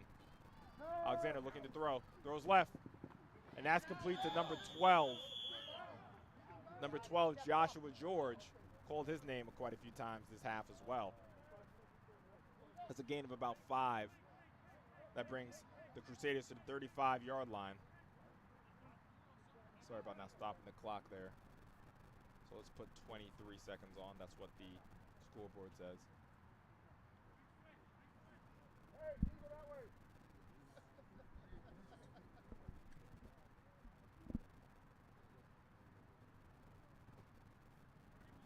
So the clock is stopped. That's a 2nd and 5. Alexander throws left. And it's incomplete.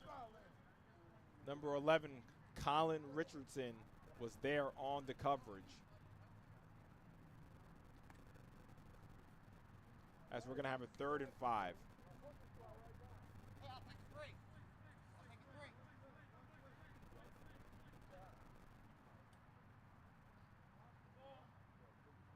Tony Valdez, you should definitely be proud of Luhi's performance so far. They've been bending but not breaking. They gave up that one big play, but they're still in this game. Warriors are littered with talent, and the Crusaders are definitely hanging in this game.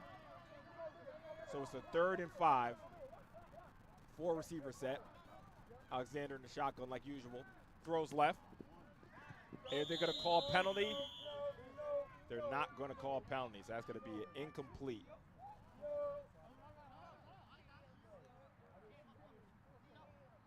Crusaders were definitely calling for a penalty there. It looked like the receiver and the defensive back's legs got crossed over there. A little trip up. So that's going to be a 4th and 5 Crusaders. And I wouldn't be surprised if Mr. Alexander stayed on the field, which it looks like he is.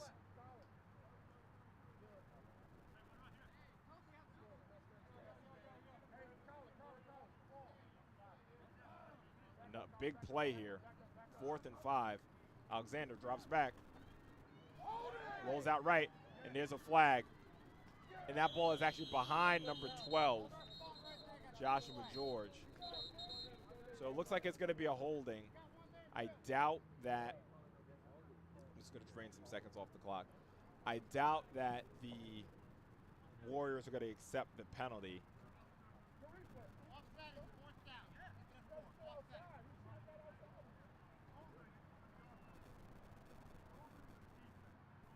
Oh, so it looks like there's offsetting penalties as there's a holding on the offense and a holding on the defense. So we're going to replay 4th down. So the Crusaders have another shot here.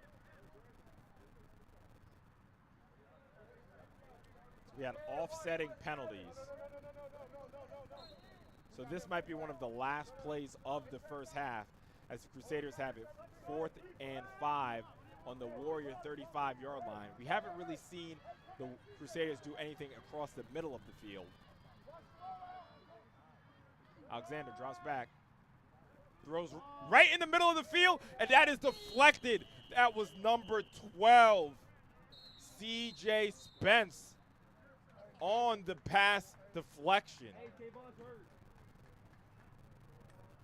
Great play from the young junior on the pass deflection. And as you can see, both teams are coming to the sideline, so that will be halftime, folks, as the Warriors are leading. The Warriors are leading 6-0. So again, this is Andre Johnson with Sage Media Solutions. I will put a clock on the halftime screen. Thanks for watching, guys. We'll be back. Should be about 15 minutes.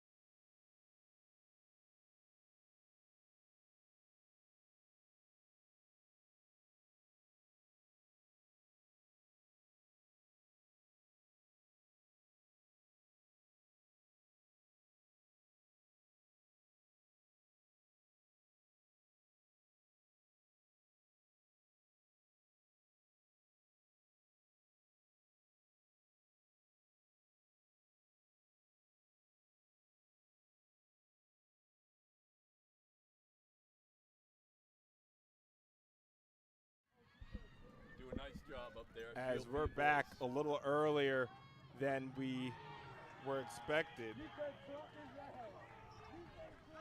Even my cameramen are still rushing back right now, so sorry about that, folks. There was supposed to be a 10-minute break, but it was more like that was literally like 2 minutes. Honestly, that was probably like a 5-minute break, honestly.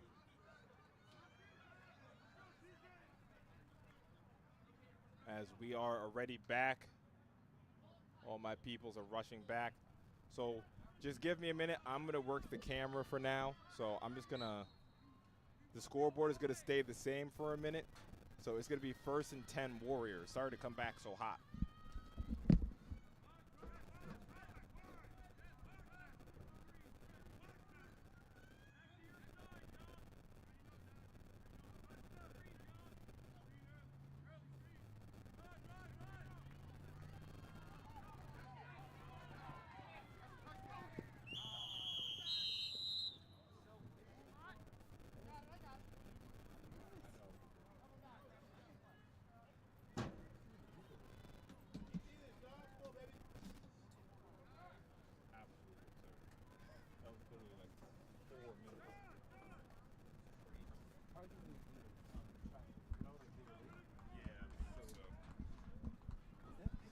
So sorry about that, guys. So maybe because, you know, the other team got here a little late, they shortened the halftime. As you saw, that was just Deshaun picked up right where he left off from the first half.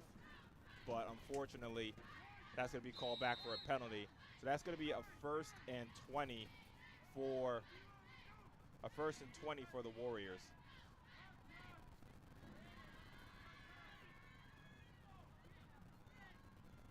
Trying to get a little situated over here. That was a very fast first. That was the fastest halftime I've ever experienced. So it's a 1st and 20 for the Warriors. Another handoff, and that's a great tackle in the backfield. Do I even need to look? Because that was number 55, Roddy Mills. I mean, who else has it been for Luhi this afternoon?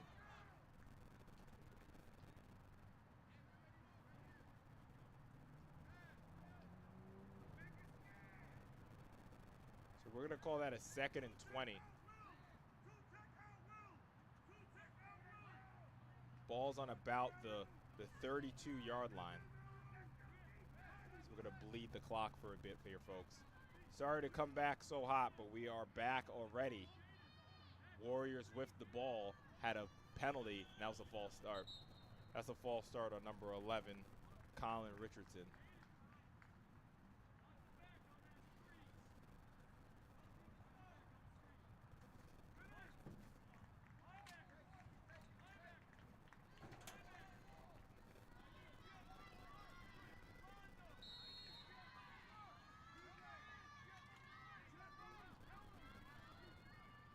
Push them back 5 more yards. So that's going to be a 2nd and 25 for the Warriors.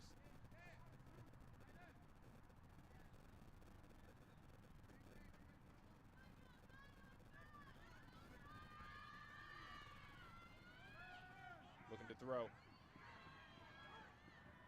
Reston running with it. And Reston probably gets back to about the line of scrimmage.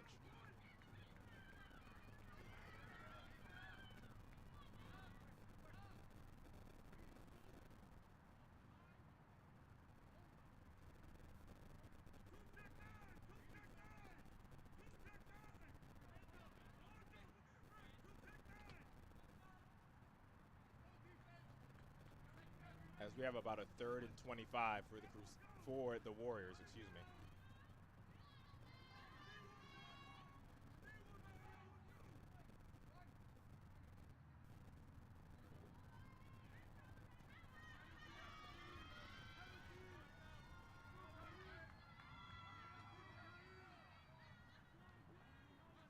Three receivers to the right.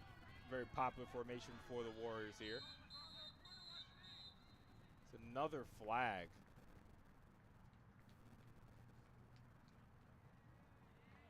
it looks like the Warriors are going in the opposite direction. Now it's going to be a 3rd and 30. So you guys in the chat, what do you draw up for 3rd and 30?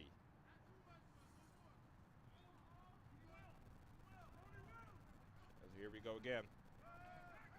Reston throws deep to the right. And that ball is intercepted. Intercepted by number 5, Dominique Ganji. As the Crusaders are back in business.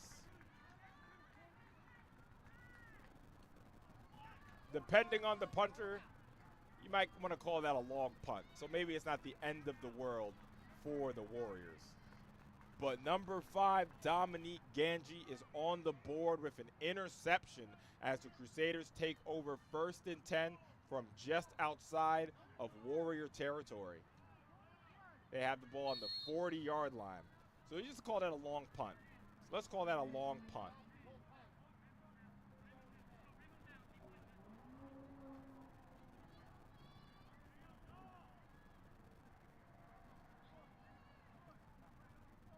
As the popular backfield of Alexander and Valdez trot back onto the field for the first time in this second half. Jet sweep. Oh, and that's a big tackle from number 11, Colin Richardson. As that jet sweep to Jacob Butler goes nowhere. So it's a 2nd and 9 from the 41-yard line.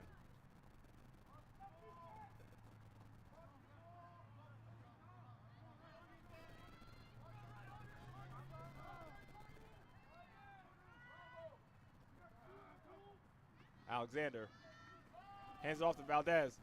Off tackle again, but Richardson was there again alongside with number 90, Ty Lancaster. It's a gain of about 4. Luhi's been having a lot of success running off tackle.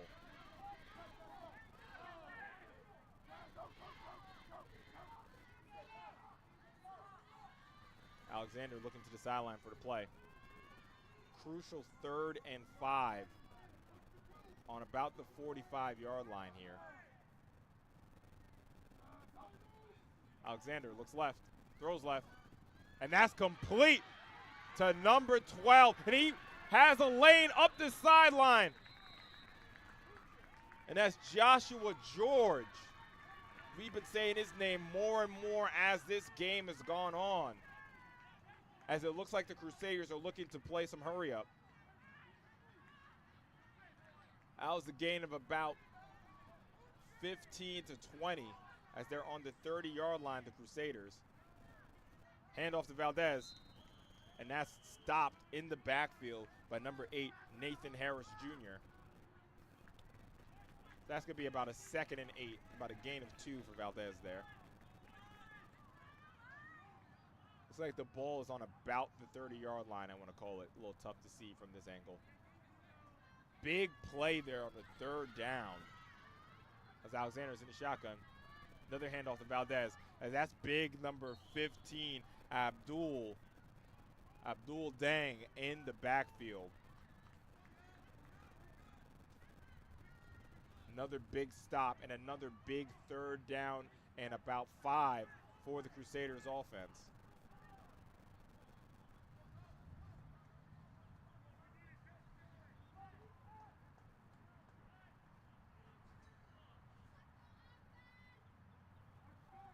So another 3rd and 5 deep in Warrior territory.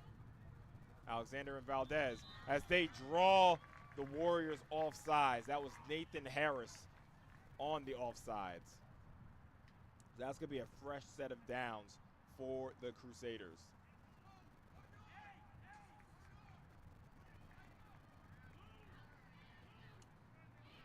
It's called about the 25-yard line. Crusaders looking to tie this game up, potentially take the lead.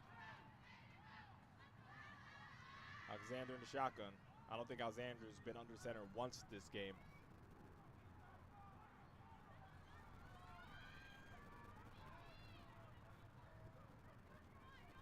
Alexander, hands off tackle again to Valdez. Looking for the side, and he's in for a touchdown, Crusaders. But there is a flag.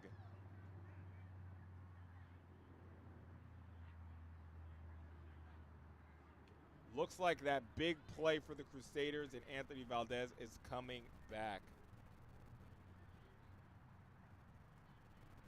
And it's official. That will be a holding on the Crusaders.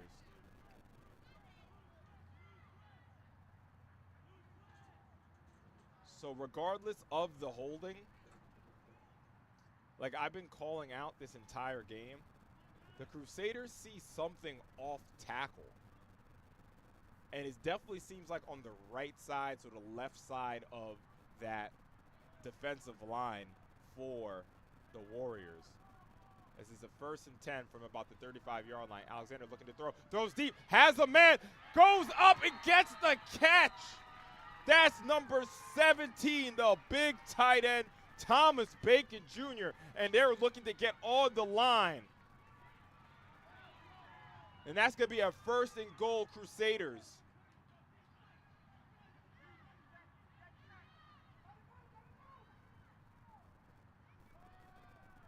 Hand off to Valdez, off tackle again, but this time the Warriors stand tall.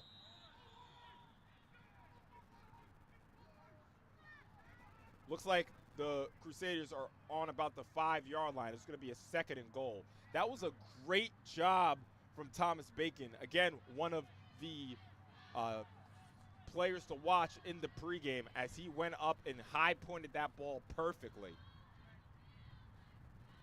Very important for the Crusaders to get some points on this drive here.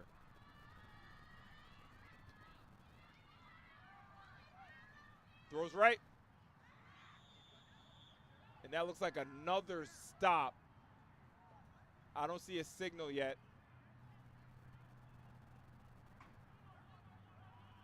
I know it's a little hard for you fans at home to see. That looked like that was number 12, C.J. Spence, excuse me. So that was a pass right to Jacob Baylor, and C.J. Spence tackled him for about a gain of 0 yards. So it's still a 3rd and goal from the 10-yard line. As he looked like a QB sneak. So they must have been closer, maybe on the 1-yard line. And it looks like that's going to be a false start on the Crusaders. A false start on the Crusaders. So now it's going to be 3rd and goal from the 6-yard line. Crusaders shooting themselves in the foot here as they had the ball. It looked like they had the ball on the 1-yard line there. Hey, when you're this far away, you can zoom in and go inside or go.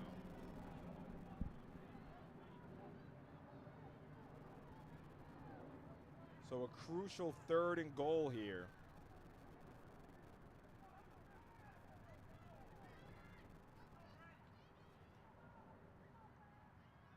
Alexander in the shotgun, looks left, throws left, and it is caught! Touchdown, Crusaders.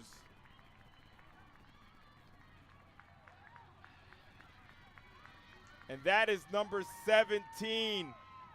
Again, Thomas Bacon coming in clutch for the Crusaders and the touchdown. As Luhi is looking to go for 2 for the field goal, the point after.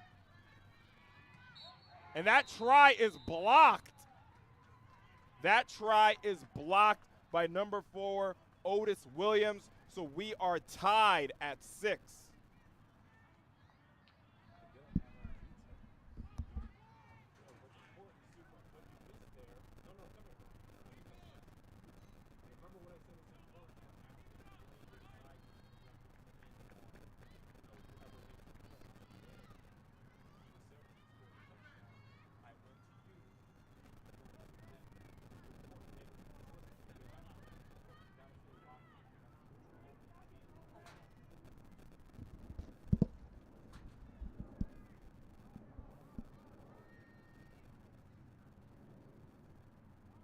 So it is a tie game. Thomas Bacon Jr.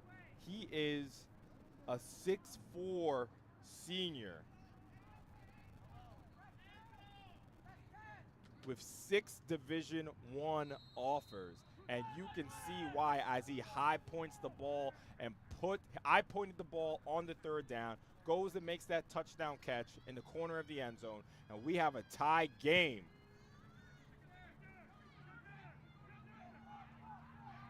Can't see the number on the return. Crosses fields, and he's tackled. So here we go.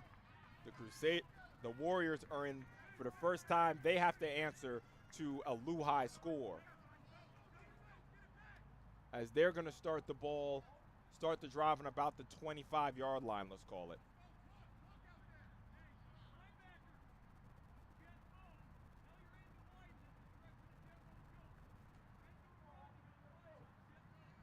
Man, big number 17, and we see him out on defense again. I love to see that, especially at the high school level, you know. If you're an athlete, if you're one of the big tickets for your team, do it on both sides of the ball at this level, and you see Thomas Bacon is doing that. So here we go. Warriors, can they answer? Excuse me, I have the clock going. I'm going to reset the clock to, we should be within 4 minutes. And it looks like there's going to be a flag, probably illegal procedure. Looks like that's going to be an illegal procedure on the Warriors.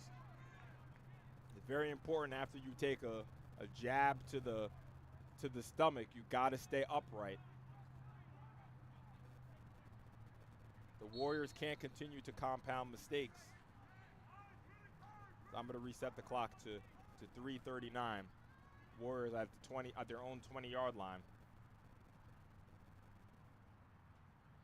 Michelle is losing her voice from her living room. I love it. That's what these streams are all about, connecting the fans to the team. Handoff, and that's a tackle. Who else but number 55, Roddy Mills? As all the momentum is with the Crusaders trying to defend New York. As we have a 2nd and 14 from the 21-yard line.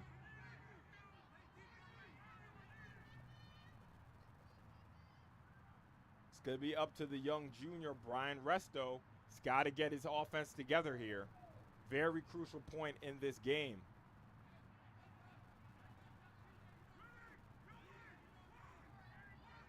Resto in the shotgun. Looks left, throws left, and that ball is caught. Stays upright. And that's big number 13, Duran Evans. That's our first time shouting him out today. And that's a big catch for the Warriors as they have a first down. Now on the 35-yard line. So that was about a gain of 14 there. Big catch of another sophomore in Evans.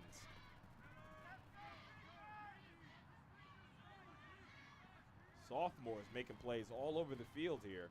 First down, handoff, and there's another play. This time, it's number 51, Mario Diaz in the backfield to deny the flash. That's going to be a 2nd and 10. Let's call that 2nd and I think that's a loss of 2 there, honestly. So 2nd and 12.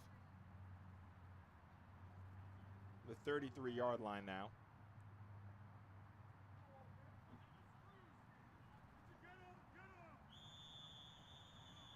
And that's going to be a timeout, Warriors. Very early in the first half for a timeout. But it's important. The Warriors are reeling a little bit here.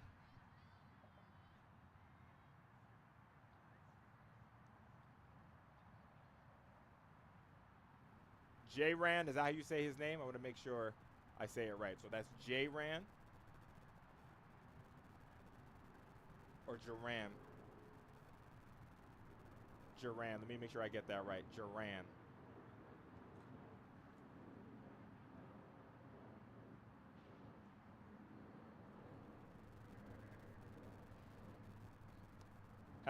Miss Heather, oh, excuse me, Miss Williams, is Duran your son? Young sophomore made a big play there.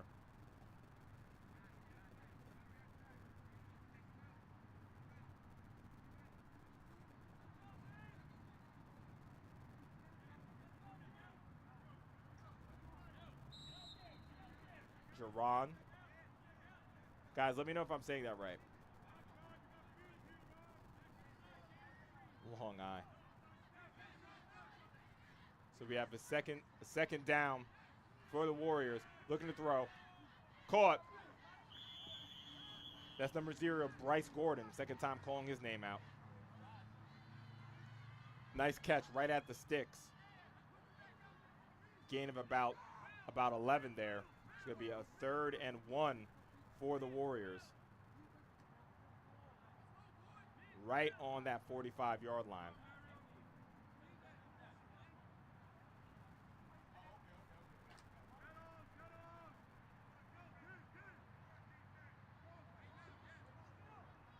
Big play for Resto in the offense here. The flash in the backfield. Hands off to him. I'm not sure if he got enough. As he doesn't. As that's Mario Diaz again on the stop for the Crusaders. Denying Jashawn. As that's a 4th and 1 upcoming.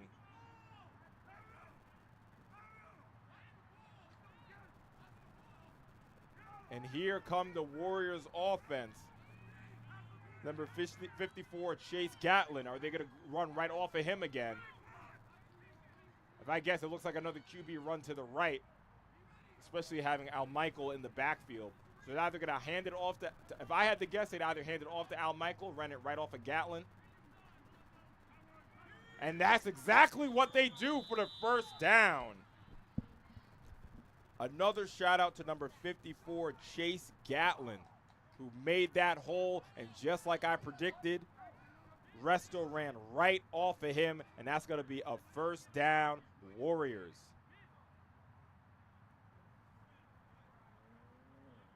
Now that's the second time the offensive line have made a big hole on a 4th down conversion. So again, you see the faith that the Warriors have in their offensive line. And that looks like that's going to be the end of the 3rd quarter. That's going to be the end of the 4th quarter as the Crusaders tie it up 6-6 off of the Thomas Bacon touchdown. Everybody put the 4s up in your living room. Put the 4s up. Anybody that plays football knows once the 4th quarter comes, it's time to put the 4s up.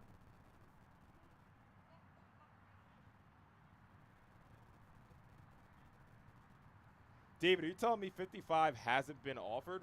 Roddy Mills? I'm really surprised to see that. And let me tell you something.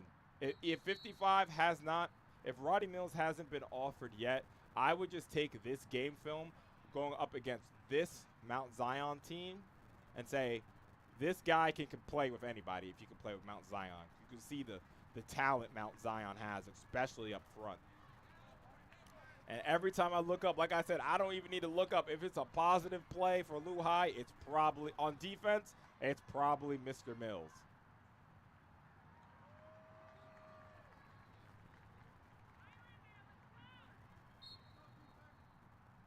So that's going to be a 1st and 10. Ball's on about the 46-yard line. Looking to throw. Throws right. Has a man. That's a nice catch. And that's number 13, Evans again. Gain of about 6 on that. Evans getting on the board, getting involved. So we'll call that 2nd and 4. Now in Crusader territory on the Crusader 46-yard line. How many possessions are left in this game? Each team might get the ball twice, maybe you'd say. As a 2nd and 4 for the Warriors.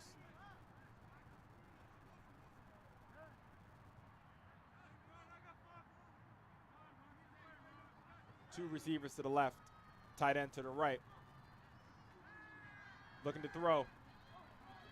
And guess who on the sack? That's number 55, Roddy Mills, making another play for the Crusaders.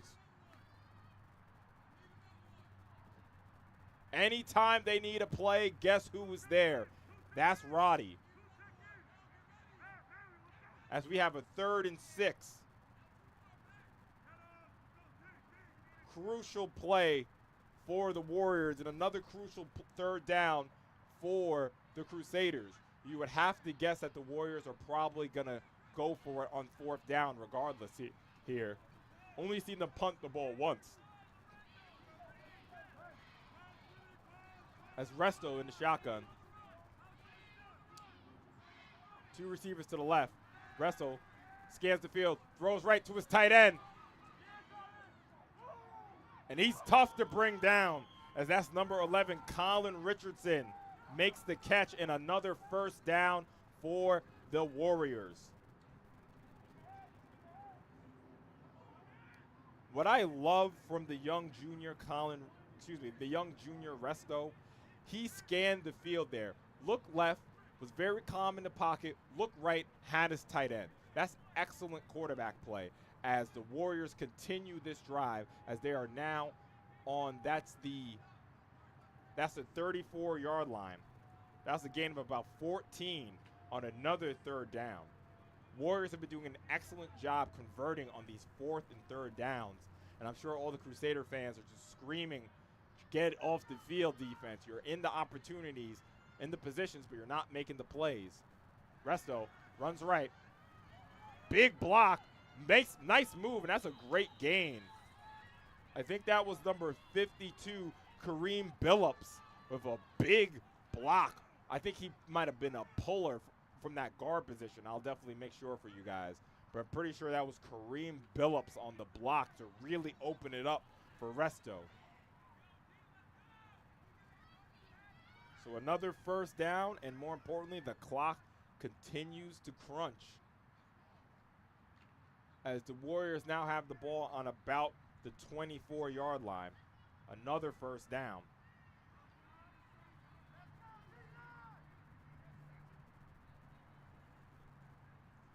Resto looking to throw right. Has a man.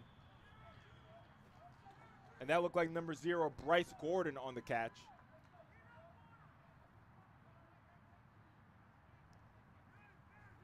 That was about a gain of 6. So a 2nd and 4 for the Warriors. Ball's on about the 18-yard line as they're now officially in the red zone. Chase is definitely having an excellent day at that center position. Definitely big shout-outs to Chase Gatlin.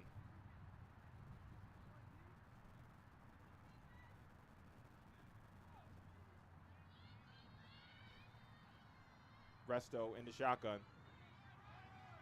Runs it. Has a lane. And he's in. Touchdown, Warriors.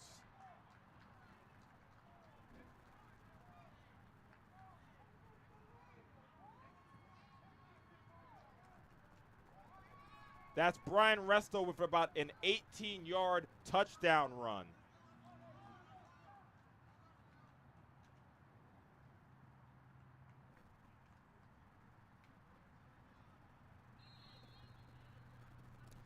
As Mt.Zion takes the lead in New York 12-6 as they look to extend it.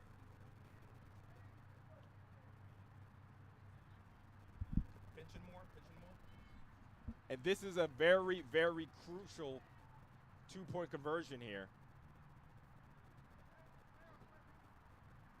as this would force Luhi to have to score on the conversion if they scored. Brian looking to do it himself. Is he in?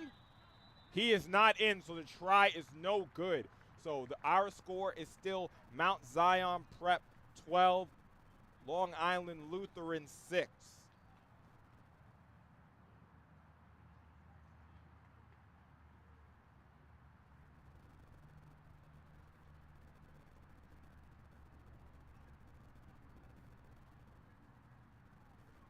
As we have a very exciting game here in Hicksville, Long Island.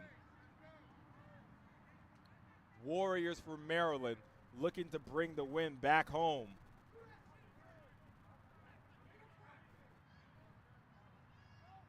Highly competitive match. Warriors looking to make it 2 wins in New York. Luhi fighting to keep their undefeated season going.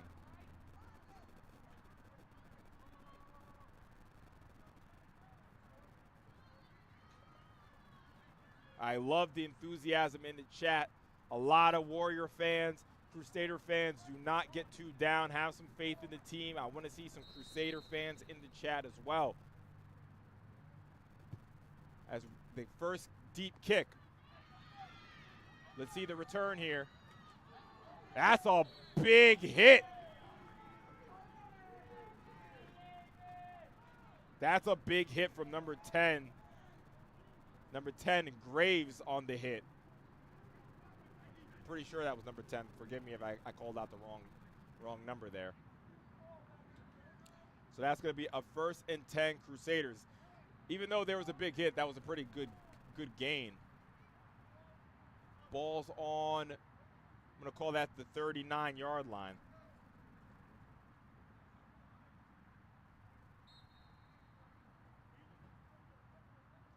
For sure, the Warriors take over New York. That's hilarious. Handoff to Valdez. And that looked like that was number 15, Abdul, in the backfield for a short gain.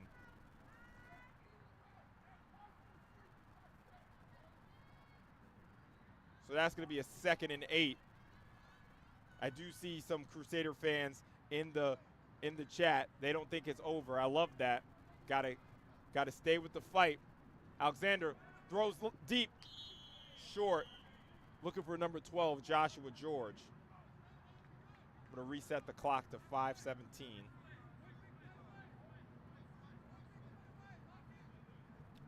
So we have another 3rd and long.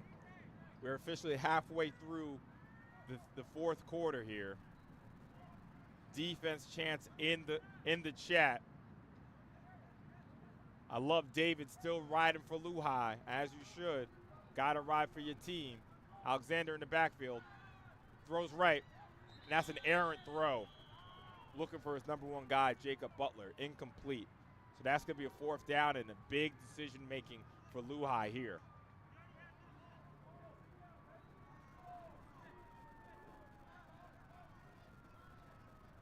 Big decision time. Does Luhi punt the ball, hope that their defense can get them the ball back, or do they keep their offense on the field? Let me tell you guys something. I see big number 17, Thomas Bacon on the near side of the field. I would bet you the ball's going to him. Ball to Alexander. Looks left to Thomas. And he overthrows it. Incomplete, and the Warriors take it over from the Crusaders. I mean, what did I tell you guys? I mean, I saw Thomas Bacon come near side, and I said, listen, Thomas is definitely, the ball is definitely going to Mr. Bacon himself. Looked like they had a post route and a flag route on the same side of the field. You kind of had 2 receivers running in the same area, unfortunately. So I don't know if that was a miscommunication or if that was the play call, but it looked like there were 2 receivers in the same area there. I'm not sure if there was a timeout. I might have missed that. But the Warriors take the ball over, and they have a chance to really put the icing on this game.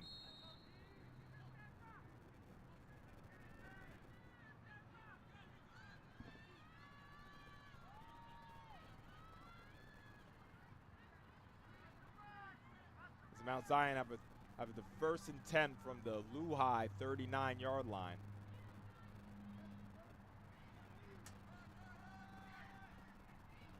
Hands off. Great balance.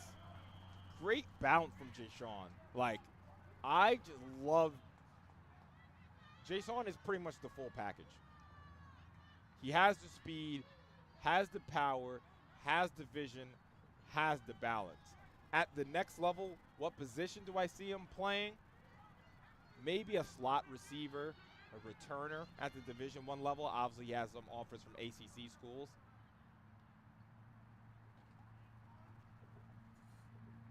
Great run as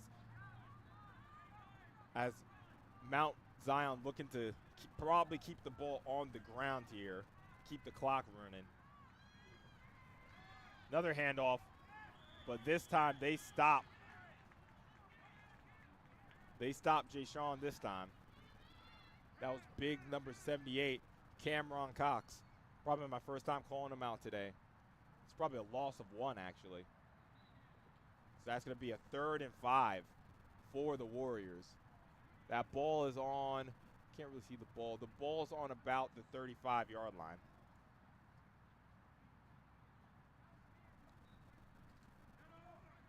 The Warriors look like they are in absolutely no rush, as they should. We have Resto back in the shotgun here.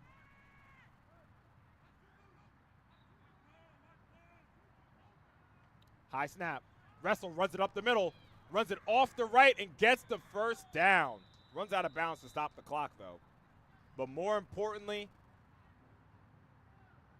the Warriors have a fresh set of downs. Look like they ran behind big number 77 there, Solai. Forgive me if I'm saying that wrong. Ran right behind big number 77. Off tackle. Resto, one of the touchdown scorers. Well, Resto's technically, he is responsible for both touchdowns today.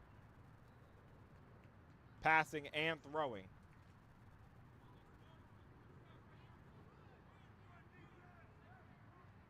As the Warriors have a fresh set of downs as they're on about the Luhi 29-yard line. Another handoff. Makes 2 people. Listen, we have to get a counter for how many people Jason has made miss in this game. Every play is at least 1. That play was 2.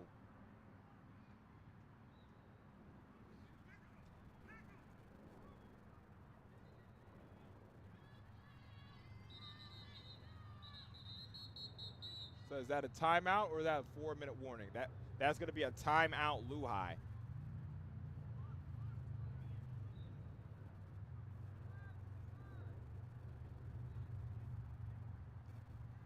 Soleil, thank you for that.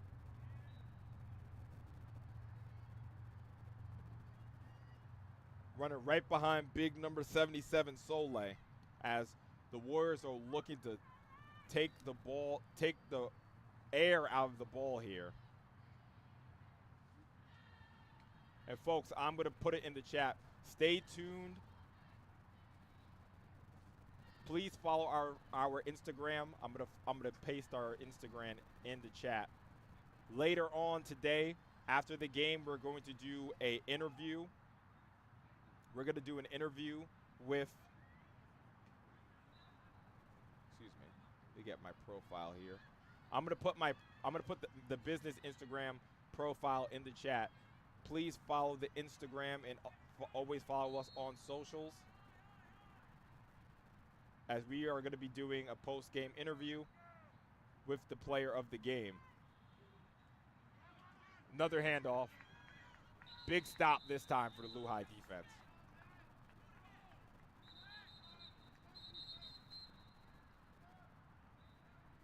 That looks like another timeout, Luhi. It's going to be a 2nd and 8.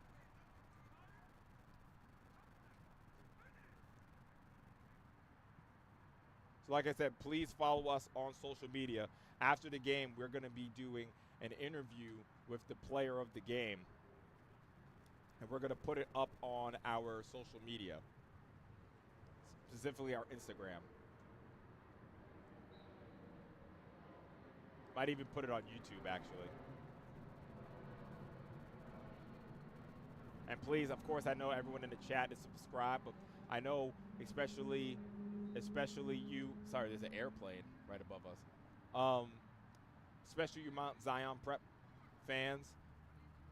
I know you're probably subscribing just to chat and to watch your team, but please stay subscribed and to follow what we got going on over here. We're going to be doing a lot of coverage for New York football, including New York basketball.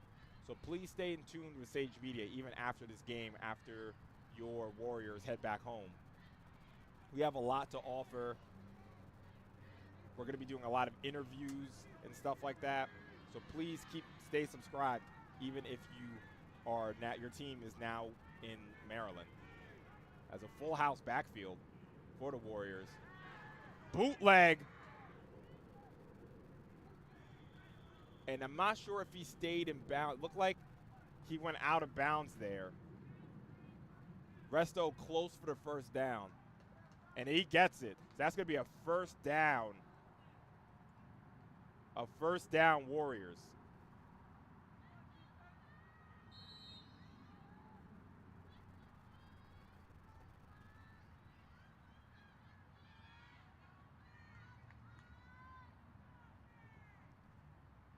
Warriors have the ball.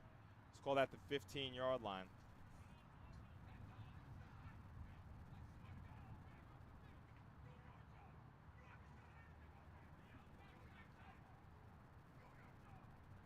Thank you guys, everyone in the chat, including the Warriors fans as well. Excuse me, the Crusader fans. Another handoff. Goes nowhere. Great job by the Luhi defense there. It's going to be a second and 8.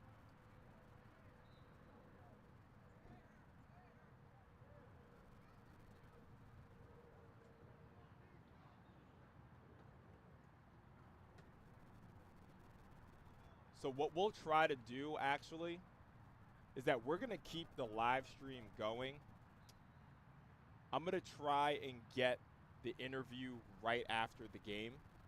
So we're going to keep the live stream on. I'm pretty close to the field, so I'm going to throw one of the cameras over the fence, and we'll try to get that interview during the live stream. If I'm not able to do it, I'll definitely let you guys know. But it'd be nice if I could get that interview for all the fans, so you guys don't have to hop to the Instagram. But it's also going to be on the Instagram afterwards as well. As they look to throw the ball, that was a surprise.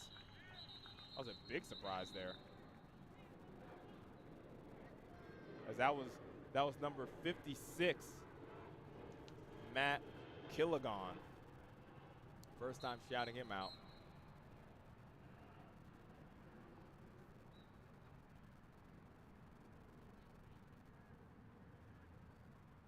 Like they decided just to take the sack there, which was smart. I was surprised to see them throw the ball.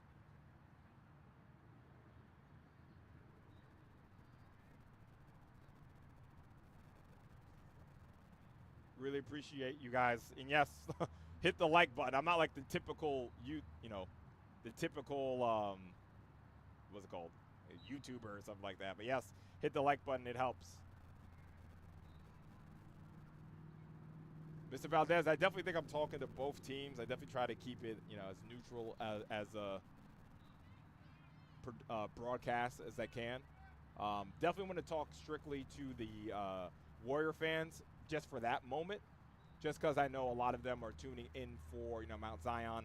Mt.Zion most likely, hopefully they're back up in New York. I'll definitely like to cover them, but hopefully we'll do a lot more coverage for Luhi. I actually did take pictures for their state championships. Luhi, for the fans at home, Luhi in basketball, top 10 team for both the girls and the boys in the entire country. As there's a flag here, we're having some trouble just kind of draining this game out. I'm going to adjust the clock. Sorry, I was talking a bit. Forgot about the clock for a minute. So it's about 59 seconds left. It's about I guess there was a penalty before on the Warriors, because now it's about a third. The ball's on the 30-yard line. It's about a third and 15. So I'm not sure how many timeouts the Crusaders have. But this should just be a run play. Handoff. As the Crusaders do a great job at corralling number 2, Isaiah Perry. Isaiah Perry did have a touchdown catch earlier in the game to open it. So just to recap the game, early in the game it was 0-0 in the first quarter. And then there was a touchdown pass from Resto to Isaiah Perry right down the middle of the field as we have a 4th down upcoming. The Crusaders took the Crusaders all the way to the 3rd quarter to tie it up with a pass from Alexander to Thomas Bacon.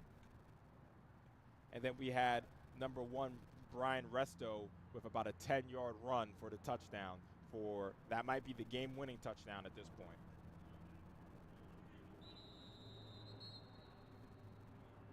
Look like the Warriors just took a delay of game.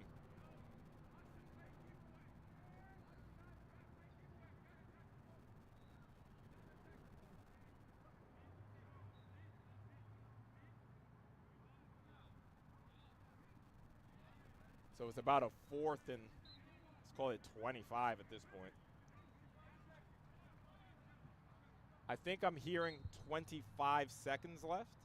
I'm not sure if I heard that properly. 25 seconds. So I'm going to put 25 seconds on the clock.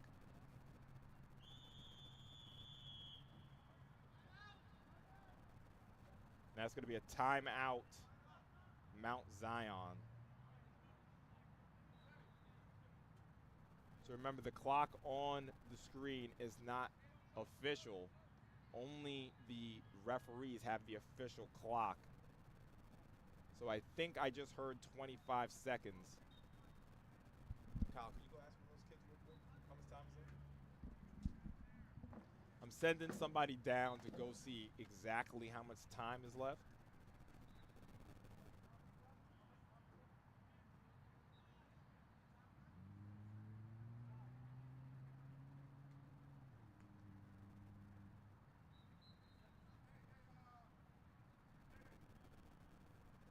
We're waiting to get a confirmation on the clock.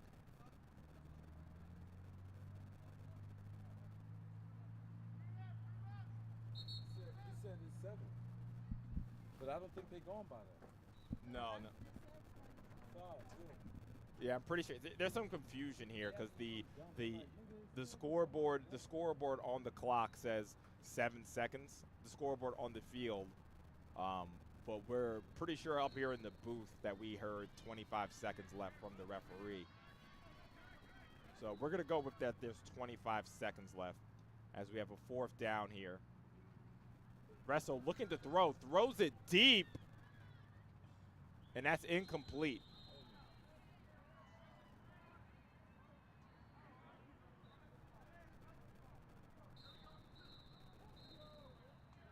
A lot of confusion. I just heard Mt.Zion saying that they're going to the 50, and that looks like it's going to be the game. Sorry for all that confusion there. But it looks like the game is over. So it looks like that is the game. Mt.Zion Prep make it 2-0 up in New York and get the victory.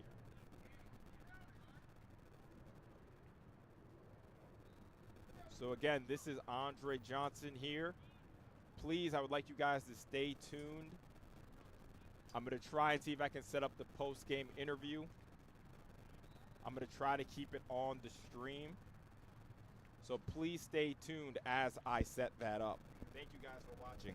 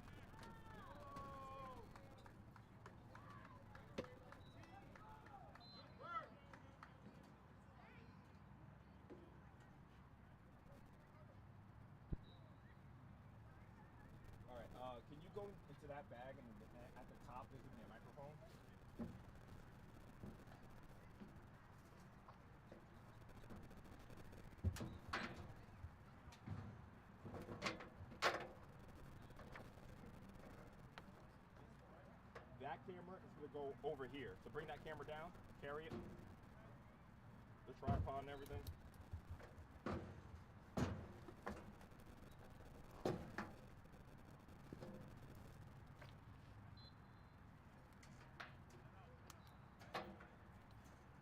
And then can you help her get that over the fence, the two of you?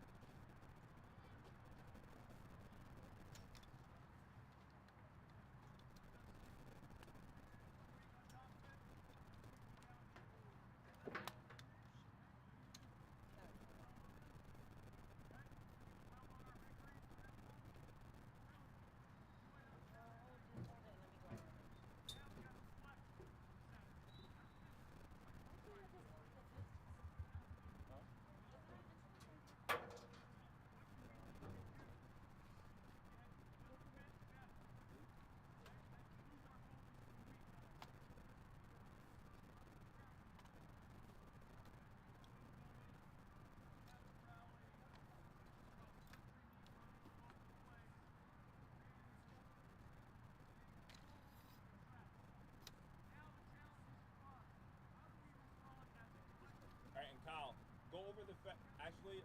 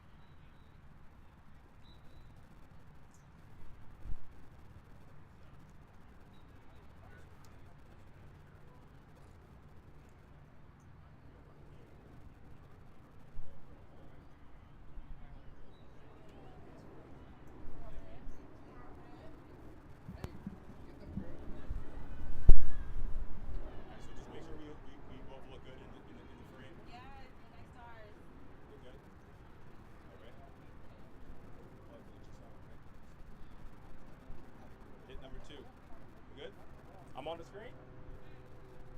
Hold on a second. Oh, I'm on the screen now, right? Of course, I'm on the screen now. This is a live production for you. So we're here with Jashawn. He is the Sage Media standout. Congratulations, sir. That shirt is for you.